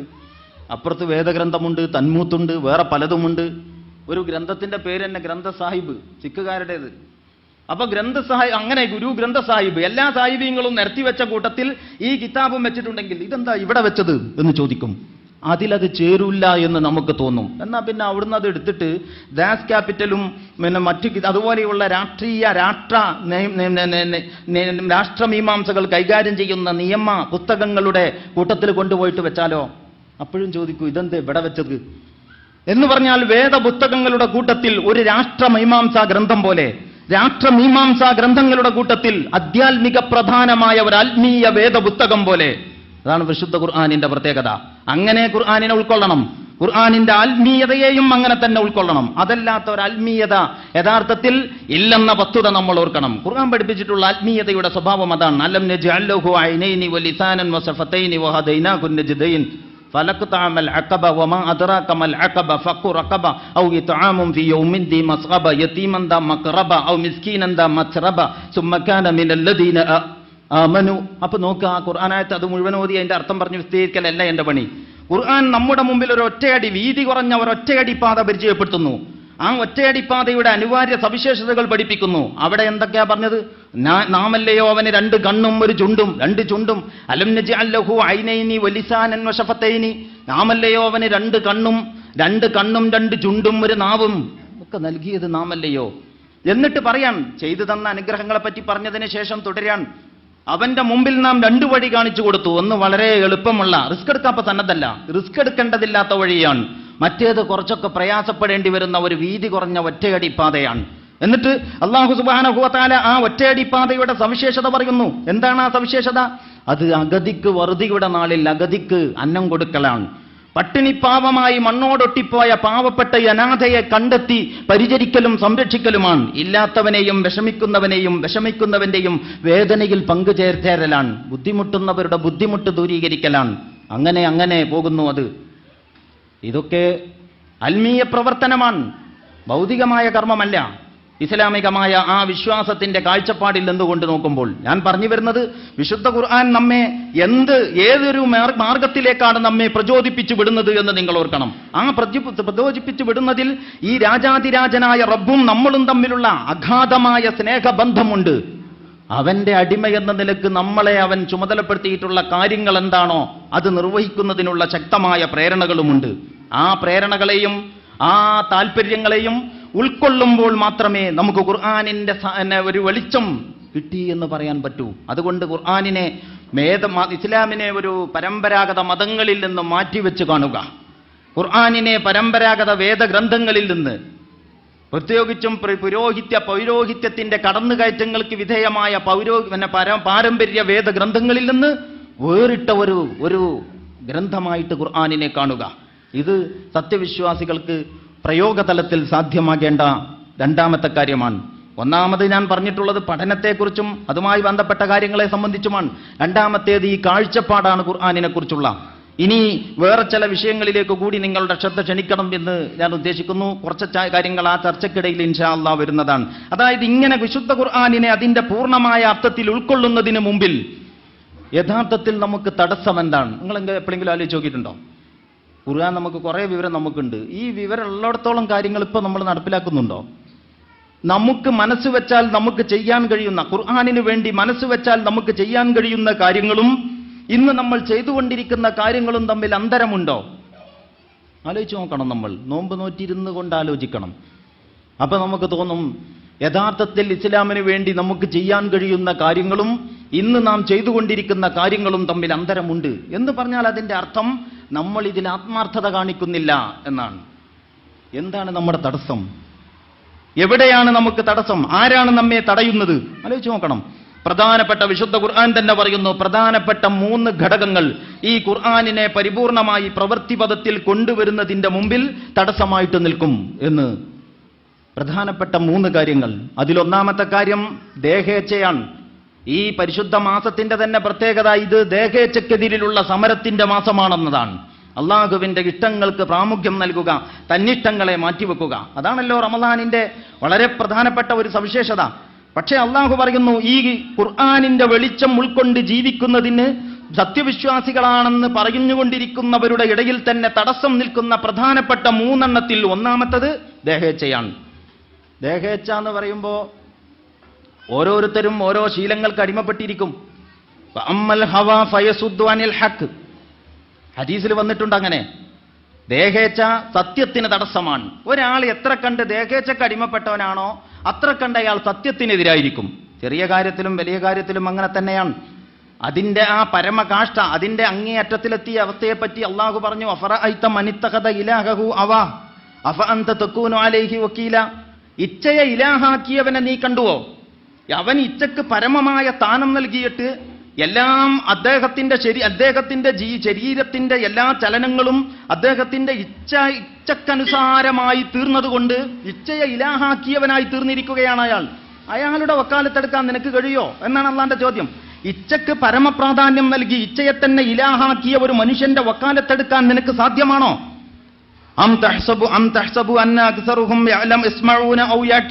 നീ വിചാരിക്കുന്നുണ്ടോ മിക്കവരും കേൾക്കുകയും മനസ്സിലാക്കുകയും ചെയ്യുന്നുണ്ട് എന്ന്? ഉലൈകൽ അൻആം ഇൻഹും ഇല്ലാ കൽ അൻആമി ബൽ ഹും അളല്ലു സബീല. അവർ മൃഗങ്ങളെ പോലെയാണ്. അങ്ങനെ പറഞ്ഞുകൂടാ, അതിനേക്കാൾ വളരെ വളരെ മോശമാണ്. എന്നിട്ട് അള്ളാഹ് തുടർന്ന് പറയാണ്, മൃഗങ്ങളെപ്പോലെ എന്ന് പോലും പറഞ്ഞുകൂടാ, അതിനേക്കാൾ മോശമാണ് അവരുടെ അവസ്ഥ. ഇച്ഛക്കടിമപ്പെടുക, ഇത് മനുഷ്യന്റെ ദേഹേച്ഛ ഒരു വലിയ പ്രശ്നമാണ്. അള്ളാഹുവിന്റെ ഇഷ്ടങ്ങളെ പിന്തുടരാൻ കഴിയണം. അള്ളാഹുവിന്റെ റസൂലുള്ള കൊണ്ടുവന്നത് നമ്മുടെ ഇച്ഛ പിന്തുടരുന്ന ഒരവസ്ഥ വരണമെന്നാണ് അള്ളാഹുവിന്റെ റസൂൽ പറഞ്ഞിട്ടുള്ളത്. അതുവരെയും നിങ്ങൾ വിശ്വാസികളാവുകയില്ലെന്ന്. അപ്പൊ ദേഹേച്ഛയ്ക്ക് എത്ര അളവിൽ നമ്മൾ അടിമപ്പെട്ടു? ഞാൻ എന്നെ നോക്കണം, നിങ്ങൾ ഓരോരുത്തരും നിങ്ങളെ നോക്കണം. സ്വഭാവങ്ങളെയും ഇടപാടുകളെയും ബന്ധങ്ങളെയും കൊള്ളക്കൊടുക്കകളെയും പോക്കുവരവുകളെയും ചെങ്ങാത്തങ്ങളെയും കൂട്ടുകെട്ടുകളെയും, അത് ഓൺലൈനോ ഓഫ്ലൈനോ ഏതോ ആകട്ടെ, കൂട്ടുകെട്ടുകളെയും ഈ ഒരടിസ്ഥാനത്തിൽ വെച്ച് ചിന്തിക്കണം. എന്ത്? എത്ര കണ്ട് ഞാൻ ഇച്ഛക്ക് അടിമപ്പെട്ടിട്ടുണ്ട്? എത്ര കണ്ട് നമ്മൾ ദേഹേച്ഛക്ക് അടിമപ്പെട്ടോ അത്ര കണ്ട് നമ്മൾ സത്യത്തിനെതിരാണ്. മദ്യപാനത്തിന് അടിമപ്പെട്ട ഒരാളോട് പോയിട്ട് നിങ്ങൾ സംസാരിച്ചു നോക്ക്. കള്ളിനെ കുറിച്ച് പറയുമ്പോൾ അയാൾക്ക് അങ്ങോട്ട് അംഗീകരിക്കാൻ കഴിയില്ല. കഴിച്ച് ബാക്കിയുള്ള വിഷയത്തിലൊക്കെ അദ്ദേഹം നമ്മളോടൊപ്പം ഉണ്ടാവും. പൂർണ്ണമായിട്ടും മാനസികമായി ദേഹേച്ഛക്ക് അടിമപ്പെട്ട ഓരോ വിഷയത്തിലും മനുഷ്യന്റെ കാര്യം അങ്ങനെയാണ്. ഈ ചെറിയ ഉദാഹരണം പറയാണ്. അതായത് ഇപ്പോൾ പുകവലിക്കുന്ന ആളുകളുണ്ടാവും. റമദാൻ മാസത്തിൽ പകലെന്തായാലും പുകവലിക്കില്ല. പുകവലി തെറ്റാണ് എന്ന് അതിന്റെ ആളുകൾ തന്നെ പറയുന്നു. എന്നാലും മൂപ്പര് സമ്മതിച്ചു തരില്ല. രാജാവിനേക്കാളും വലിയ രാജഭക്തിയാണ്. ഇപ്പോൾ തെറ്റാണെന്നല്ല, പുകവലി ക്യാൻസറിന് ഇടയാക്കുമെന്ന് നിയമപരമായ മുന്നറിയിപ്പോട് കൂടിയാണ് ഈ പുകച്ചുകൊണ്ടിരിക്കുന്നത്. അതൊക്കെ മനസ്സിലാക്കിയതിനു ശേഷം നമുക്ക് അവരോട് പറയാനുള്ളത്, നിങ്ങൾ എത്ര വേണമെങ്കിലും വലിച്ചോളൂ, പക്ഷേ പുറത്തേക്ക് ഊതരുത് എന്നാണ്. അപ്പോൾ ഇങ്ങനെ പുകവലിച്ചുകൊണ്ടിരിക്കുന്ന ആളുകൾ, ഓരോ മനുഷ്യനും ചെറുതോ വലുതോ ആയ എന്തെങ്കിലും ദൂഷ്യങ്ങൾക്ക് ഒരാൾ അടിമപ്പെട്ടാൽ അത്രയും അളവിൽ അയാൾ സത്യത്തിനെതിരാണ്. എന്നിട്ട് ഇവരിതിനു വേണ്ടിയിട്ട് സംസാരിക്കുന്നത് കേട്ടാ തോന്നിപ്പോയി കമ്പനിക്കാർക്ക് പോലുമില്ല ഇത്ര ഇഖ്ലാസ്. ദേഹേച്ഛയ്ക്ക് അടിമപ്പെട്ട മനുഷ്യനെ സംബന്ധിച്ചിടത്തോളം വിശുദ്ധ ഖുർആൻ കർമ്മപദത്തിൽ പ്രവൃത്തിപദത്തിൽ കൊണ്ടുവരുന്നതിന് എത്ര കണ്ട് ഇയാൾ ഇച്ഛയ്ക്ക് അടിമപ്പെട്ടവനാണോ അത്രയും അളവിൽ തടസ്സമായി നിൽക്കും, പ്രതിബന്ധമായി വർത്തിക്കും എന്നാണ് അതിൽ നിന്ന് മനസ്സിലാക്കേണ്ട ഒന്നാമത്തെ കാര്യം. അതുകൊണ്ട് ഈ വിശുദ്ധ ഖുർആൻ റമളാനിൽ ദേഹേച്ഛയുടെ പിടുത്തത്തിൽ നിന്ന് മോചനം നേടാൻ സമരത്തിലേർപ്പെട്ടുകൊണ്ടിരിക്കുന്ന സത്യവിശ്വാസികൾ എന്ന നിലക്ക് ഈ ഒരു വശം വളരെ ഗൗരവത്തോടെ ഉൾക്കൊള്ളണം. ഫഅമ്മാമൻ ഖാഫ മഖാമ റബ്ബിഹി വനഹൻ നഫ്സ അനിൽ ഹവാ ഫഇന്നൽ ജന്നത ഹിയൽ മഅവ. അള്ളാഹുവിന്റെ സ്ഥാനത്തെ ഭയപ്പെടുകയും ഇച്ഛയുടെ പിടുത്തത്തിൽ നിന്ന് നഫ്സിനെ മോചിപ്പിക്കുകയും ചെയ്തവർ അവർക്കുള്ളതാണ് സ്വർഗം എന്ന ആ ഒരു കാര്യം വളരെ ഗൗരവത്തോടെ മനസ്സിലാക്കിക്കൊണ്ട് ഈ ഒന്നാമത്തെ പോയിന്റിനെ കുറിച്ചുള്ള ചർച്ച ഞാൻ അവസാനിപ്പിക്കുകയാണ്. രണ്ടാമത്തെ കാര്യം, വിശുദ്ധ ഖുർആൻ പറയുന്നത് പൂർവികാചാരങ്ങളോടും പാരമ്പര്യങ്ങളോടുമുള്ള ഈ ഒതുങ്ങാത്ത ആ സ്നേഹവും ബന്ധവുമാണ്. അങ്ങനെ ഉണ്ടാവുമല്ലോ ഒരു സംഗതി. നമ്മുടെ ചില ആളുകളെ കാണാം, എന്തെങ്കിലുമൊക്കെ കാര്യം പറഞ്ഞിട്ട് സ്കൂളിൽ പോയിട്ട് നമ്മൾ സംസാരിച്ചുകൊണ്ടിരിക്കുമ്പോൾ നാടന്മാരായിരിക്കും, അവരോട് ഇങ്ങനെ വർത്താനം പറഞ്ഞ് കുറേ അങ്ങെടുത്തുമ്പോൾ അവർ പറയും ഞങ്ങളുടെ മുമ്പുള്ളവരൊക്കെ നരകത്തിലാണെങ്കിൽ ഞങ്ങൾക്ക് ആ നരകത്തിൽ മതി, പിന്നെ വേറൊരു വർത്താനമില്ല. ഇങ്ങനെ ഉണ്ടാവും ചില മനുഷ്യന്മാർ. അപ്പൊ ഈ ഇത് ആരാണ്? വല്യപ്പന്മാര്, നമ്മുടെ വലിയ തറവാട്ടുകാരല്ലേ, അറിയപ്പെട്ട ആളുകൾ, മഹാന്മാര്, അവരൊക്കെ വഴിവെച്ച മാർഗത്തിലായിരുന്നു അപ്പൊ നിങ്ങൾ പറഞ്ഞത് എന്നാണ് അവരുടെ സംസാരം. അവലൗകാന ആബാഉഹും ലാ യഅലമൂന ശൈഅൻ വലാ യഹ്തദൂൻ. അവരോട് ഖുർആൻ പലയിടത്തും ഈ വിഷയം വളരെ വിസ്തരിച്ച് പറയുന്നുണ്ട്. പ്രവാചകന്മാരുടെ പ്രബോധന കഥ വിവരിക്കുന്നിടത്തൊക്കെ നിങ്ങൾക്കത് കാണാൻ കഴിയും. പാരമ്പര്യങ്ങളോടും പൂർവിക ആചാരങ്ങളോടുമുള്ള വഇദാ ഖീല ലഹും തആലൂ ഇലാ മാ അൻസലല്ലാഹു വഇലർ റസൂൽ, അവരോട് പറയപ്പെട്ടാൽ തആലൂ നിങ്ങൾ വരുവിൻ, ഇലാ മാ അൻസലല്ലാഹു വഇലർ റസൂൽ, അല്ലാഹു അവതരിപ്പിച്ചതിലേക്കും പ്രവാചകനിലേക്കും നിങ്ങൾ വരുവിൻ എന്ന് പറയുമ്പോൾ ഖാലൂ ഹസ്ബുനാ മാ വജദ്നാ അലൈഹി ആബാഅന, ഞങ്ങളുടെ പൂർവ്വപിതാക്കന്മാരെ വാപ്പമാപ്പന്മാരായിട്ടുള്ള ആളുകളെ ഏതൊന്നിൽ കണ്ടോ അത് മതി ഞങ്ങൾക്ക്. ആ പാരമ്പര്യത്തോടുള്ള ഈ സ്നേഹം. വൈദാ ഖീല ഇത്തബിഉ മാ അൻസലല്ലാഹു ഖാലൂ ബൽ നത്തബിഉ മാ അൽഫൈനാ അലൈഹി ആബാഅന, അള്ളാഹു ഇറക്കിയത് പിൻപറ്റുവിൻ എന്ന് പറയുമ്പോൾ അവർ പറയും ഞങ്ങളുടെ പൂർവ്വപിതാക്കന്മാരെ ഏത് കോലത്തിൽ കണ്ടുവോ ഏതൊന്നിൽ കണ്ടുവോ അത് മതി.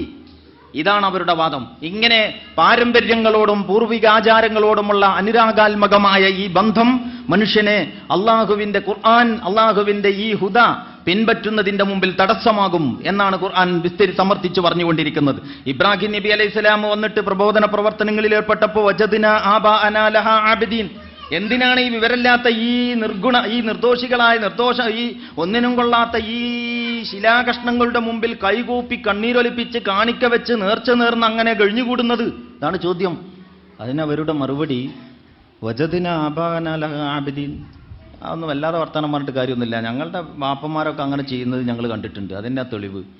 പിന്നെ വേറെ തെളിവൊന്നും ആവശ്യമില്ല. മൂസാ നബി അലൈഹി സ്വലാമിനോട് അദ്ദേഹത്തിന്റെ ജനത പറഞ്ഞതായിട്ട് ഖുർആൻ ഉദ്ധരിച്ചിരിക്കുന്നു, അജ്തനാ ലിതൽഫിതനാ അമ്മാ വജദ്നാ അലൈഹി ആബാഅന, ഞങ്ങളുടെ പൂർവ്വപിതാക്കന്മാരെ ഏതൊന്നിൽ കണ്ടുവോ അതിൽ നിന്ന് ഞങ്ങളെ തെറ്റിക്കാനാണോ നീ വന്നിട്ടുള്ളത്?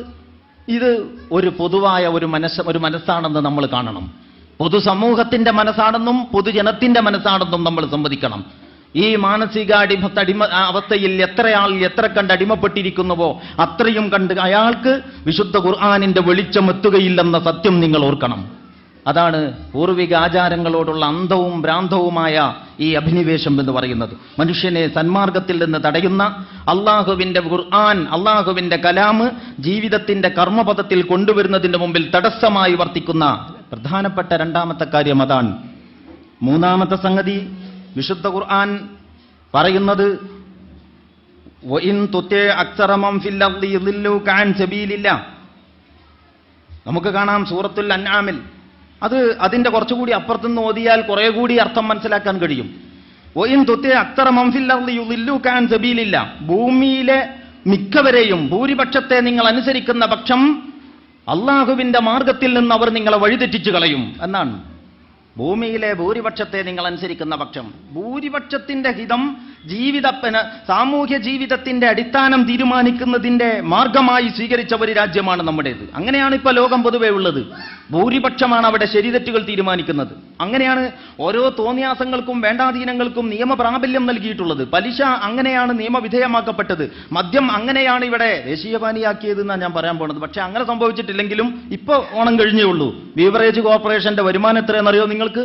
മനുഷ്യനെ മൃഗമാക്കുന്ന എന്ന് പറഞ്ഞാൽ പോരാ, മൃഗങ്ങളെക്കാൾ അധപ്പതിപ്പിക്കുന്ന ഈ സാധനം വിറ്റിട്ട് അതിന്റെ ലാഭവിഹിതം കൊണ്ട് നടത്തിക്കൊണ്ടുപോകുന്ന ഒരു സാമൂഹിക വ്യവസ്ഥിതിയിലാണ് നിങ്ങളുള്ളത് എന്ന് ഓർക്കുമ്പോൾ നമുക്ക് ലജ്ജ തോന്നും. പക്ഷെ അത് ലജ്ജിക്കേണ്ട ഒരു കാര്യം മാത്രമല്ല, അതിൽ സങ്കടപ്പെടേണ്ട, വിഷമിക്കേണ്ട, നമ്മെ ഇരുത്തി ചിന്തിപ്പിക്കുന്ന വളരെ ഗുരുതരമായ ഈ സാമൂഹിക വ്യവസ്ഥിതി അകപ്പെട്ട അതിൻ്റെ അധപ്പതനത്തിൻ്റെ ആഴം അതിൽ നിന്ന് നിങ്ങൾക്ക് മനസ്സിലാക്കാനാവും.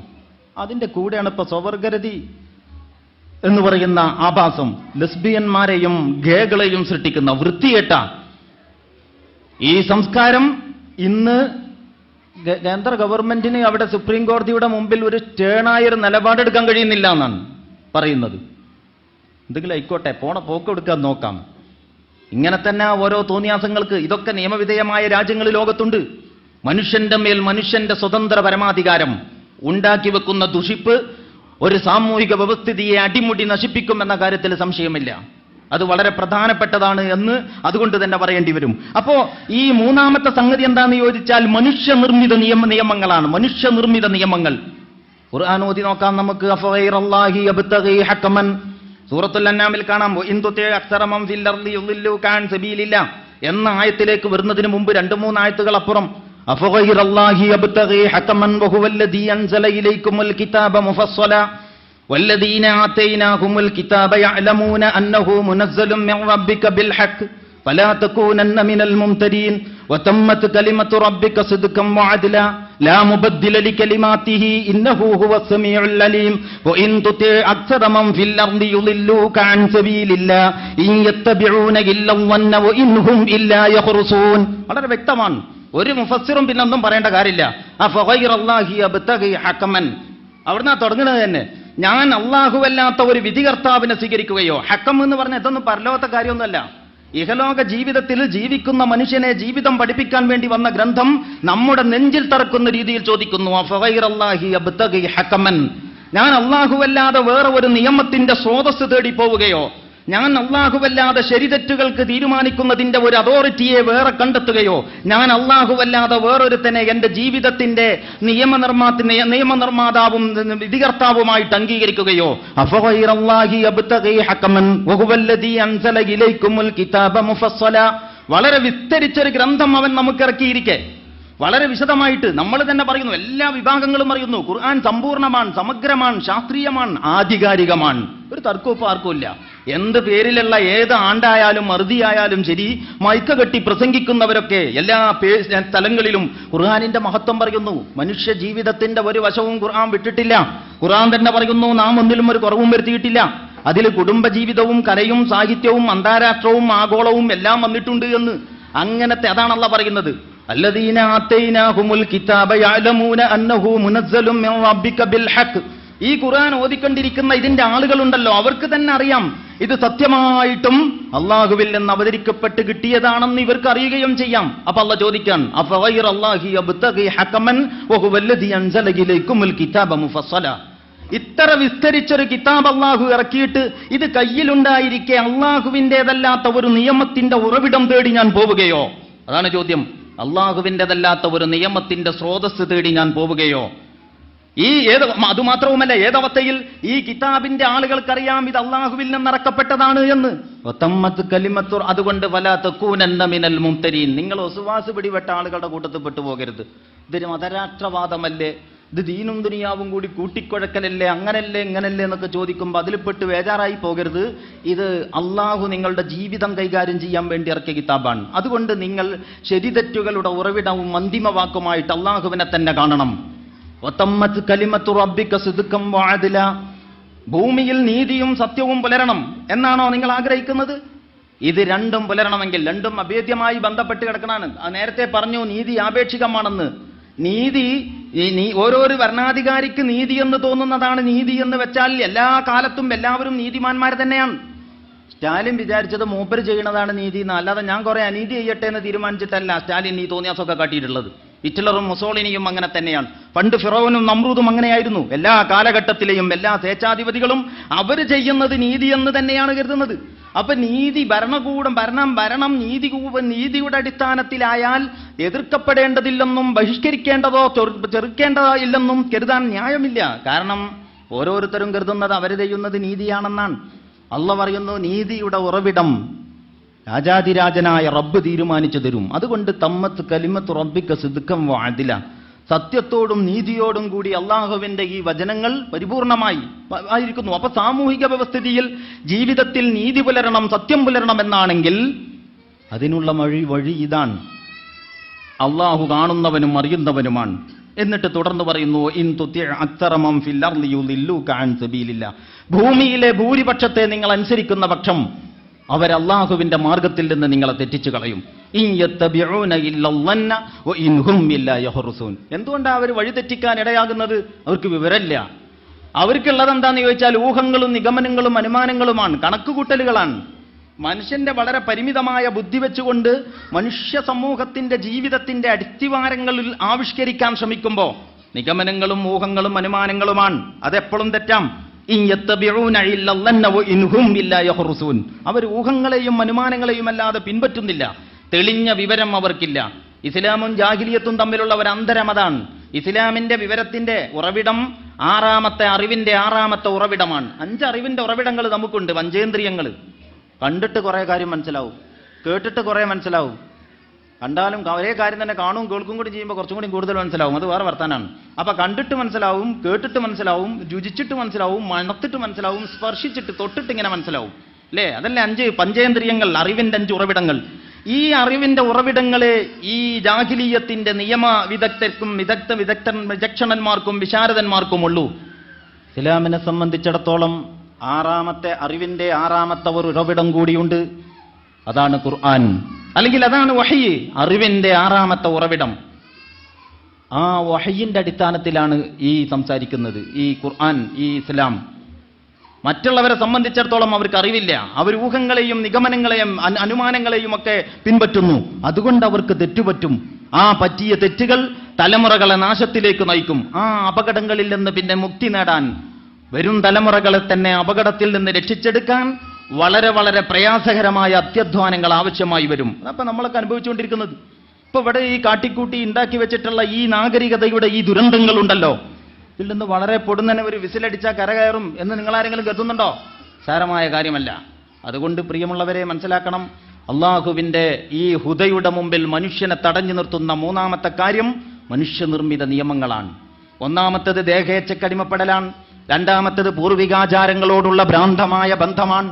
മൂന്നാമത്തേത് ഈ പറയപ്പെട്ട മനുഷ്യനിർമ്മിത നിയമങ്ങളാണ്. മനുഷ്യനിർമ്മിത നിയമങ്ങളെ, അതിന്റെ സാധ്യതകളെ പൂർണ്ണമായി നിരാകരിക്കുകയും അള്ളാഹുവിന്റെ നിയമങ്ങളെ നിയമത്തിന്റെ ഉറവിടമായിട്ട് കാണുകയും ചെയ്യുന്ന ഒരു കാഴ്ചപ്പാടിൽ നിന്നുകൊണ്ട് ഖുർആനിനെ നോക്കുവാനും ജീവിതത്തെ സമീപിക്കുവാനും കഴിയുമ്പോൾ മാത്രമേ ജീവിതം ഖുർആനിന്റെ വെളിച്ചം കൊണ്ട് പ്രഭാപൂരിതമാക്കാൻ സാധ്യമാകൂ എന്ന വസ്തുത നമ്മൾ അംഗീകരിക്കണം എന്ന് ഈ പരിശുദ്ധ ഖുർആനിൽ, ഈ പരിശുദ്ധ റമളാനിൽ ഖുർആനിനെ സംബന്ധിച്ചുള്ള ഈ സംസാരത്തിൽ സഹോദരന്മാരുടെ ശ്രദ്ധയിൽപ്പെടുത്തുവാൻ ഞാൻ ആഗ്രഹിക്കുകയാണ്. ആ ചർച്ച ആ മനുഷ്യനിർമ്മിത നിയമങ്ങളെപ്പറ്റി വേണമെങ്കിൽ എത്രയും പറയാം.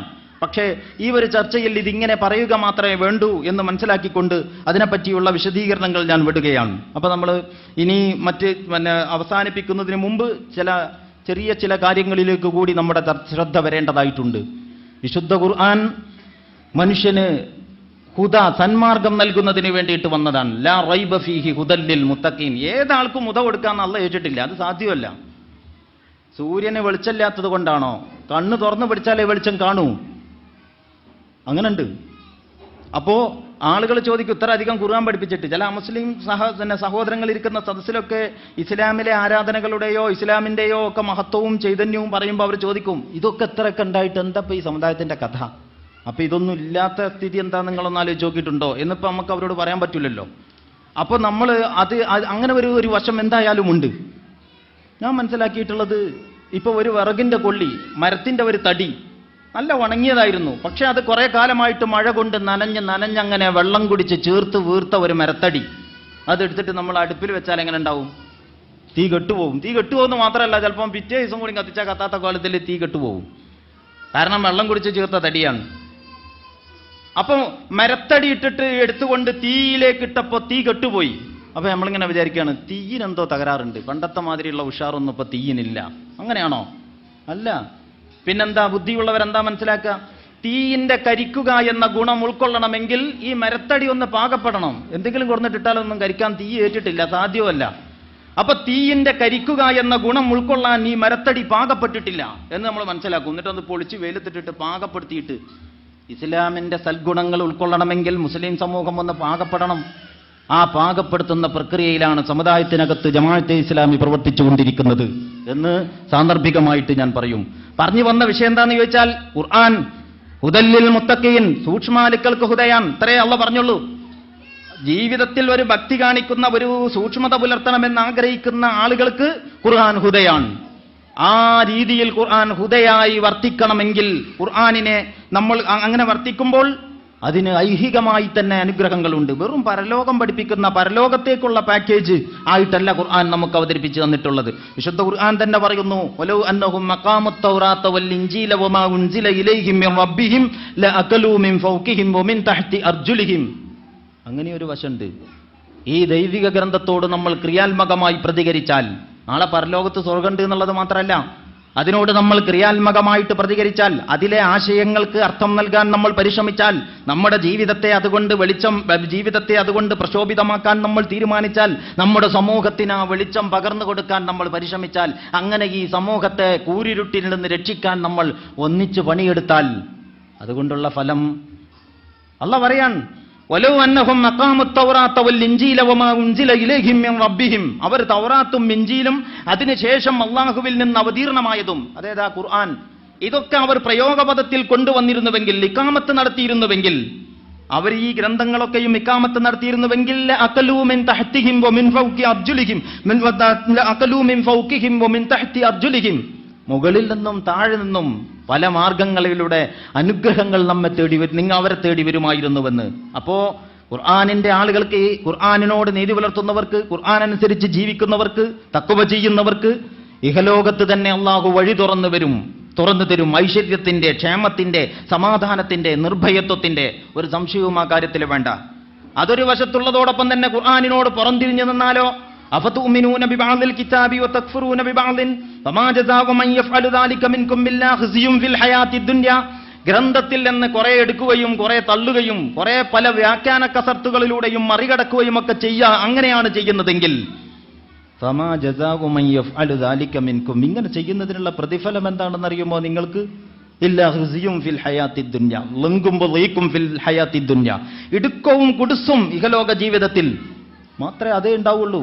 അപ്പോ ഇഹലോകത്ത് തന്നെ, നാളെ പരലോകത്തേക്ക് പോകുന്നതിരിക്കട്ടെ, ഇഹലോകത്ത് തന്നെ ഖുർആനിനോടുള്ള നമ്മുടെ ഈ നിഷേധാത്മകമായ സമീപനം ഒരു പുൽക്കൊടിയുടെ വില പോലും ഈ സമൂഹം നമുക്ക് കൽപ്പിക്കാത്ത അവസ്ഥയിൽ നമ്മുടെ സമുദായത്തെ ആക്കും എന്ന് വിശുദ്ധ ഖുർആൻ താക്കീത് നൽകിയിട്ടുണ്ട് എന്ന കാര്യവും ഈ ചർച്ചയുടെ കൂട്ടത്തിൽ നമ്മൾ മനസ്സിലാക്കണം. മാത്രമല്ല, യൗമ യഅള്ളുല്ലാലിമു അലാ യദൈഹി ويوم يعض الظالم على يديه ويقول يا ليتني اتخذت مع الرسول سبيلا يا ويلتى ليتني لم اتخذ فلانا خليلا لقد أضلني عن الذكر بعد إذ جاءني وكان الشيطان للإنسان خذولا وقال الرسول يا رب إن قوم اتخذوا هذا القرآن مهجورا. സൂറത്തുൽ ഫുർഖാനിൽ കാണാം, അന്ത്യദിനത്തിലെ അവസ്ഥയാണ് ഈ വർണ്ണിക്കുന്നത്.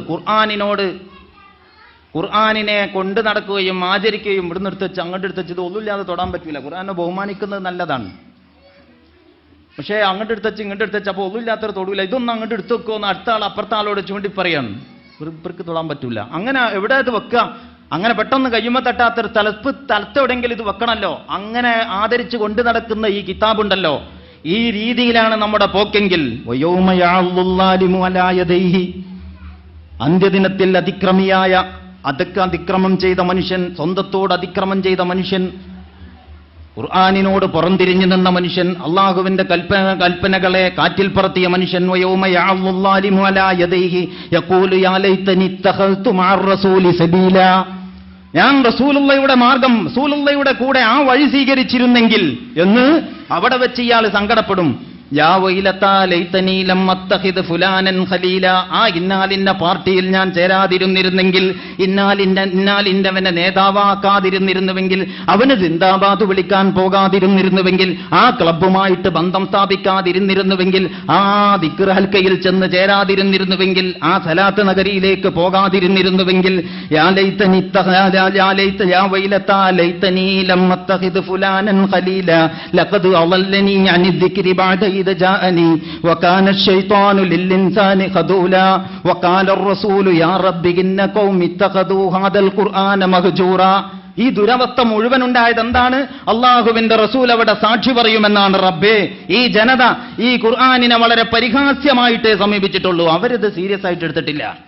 അതുകൊണ്ട് പടച്ചവനെ അവർക്ക് അതിനനുസരിച്ച് അവരെ കണ്ടാ മതി എന്ന് റഹ്മാനും റഹീമുമായ റബ്ബിന്റെ മുമ്പിൽ പ്രവാചകൻ ഈ ജനതക്കെതിരെ സാക്ഷി നിൽക്കും. അള്ളാഹു നമ്മെ കാത്തുരക്ഷിക്കുമാറാകട്ടെ. ഞാനിത് അവസാനിപ്പിക്കുകയാണ്.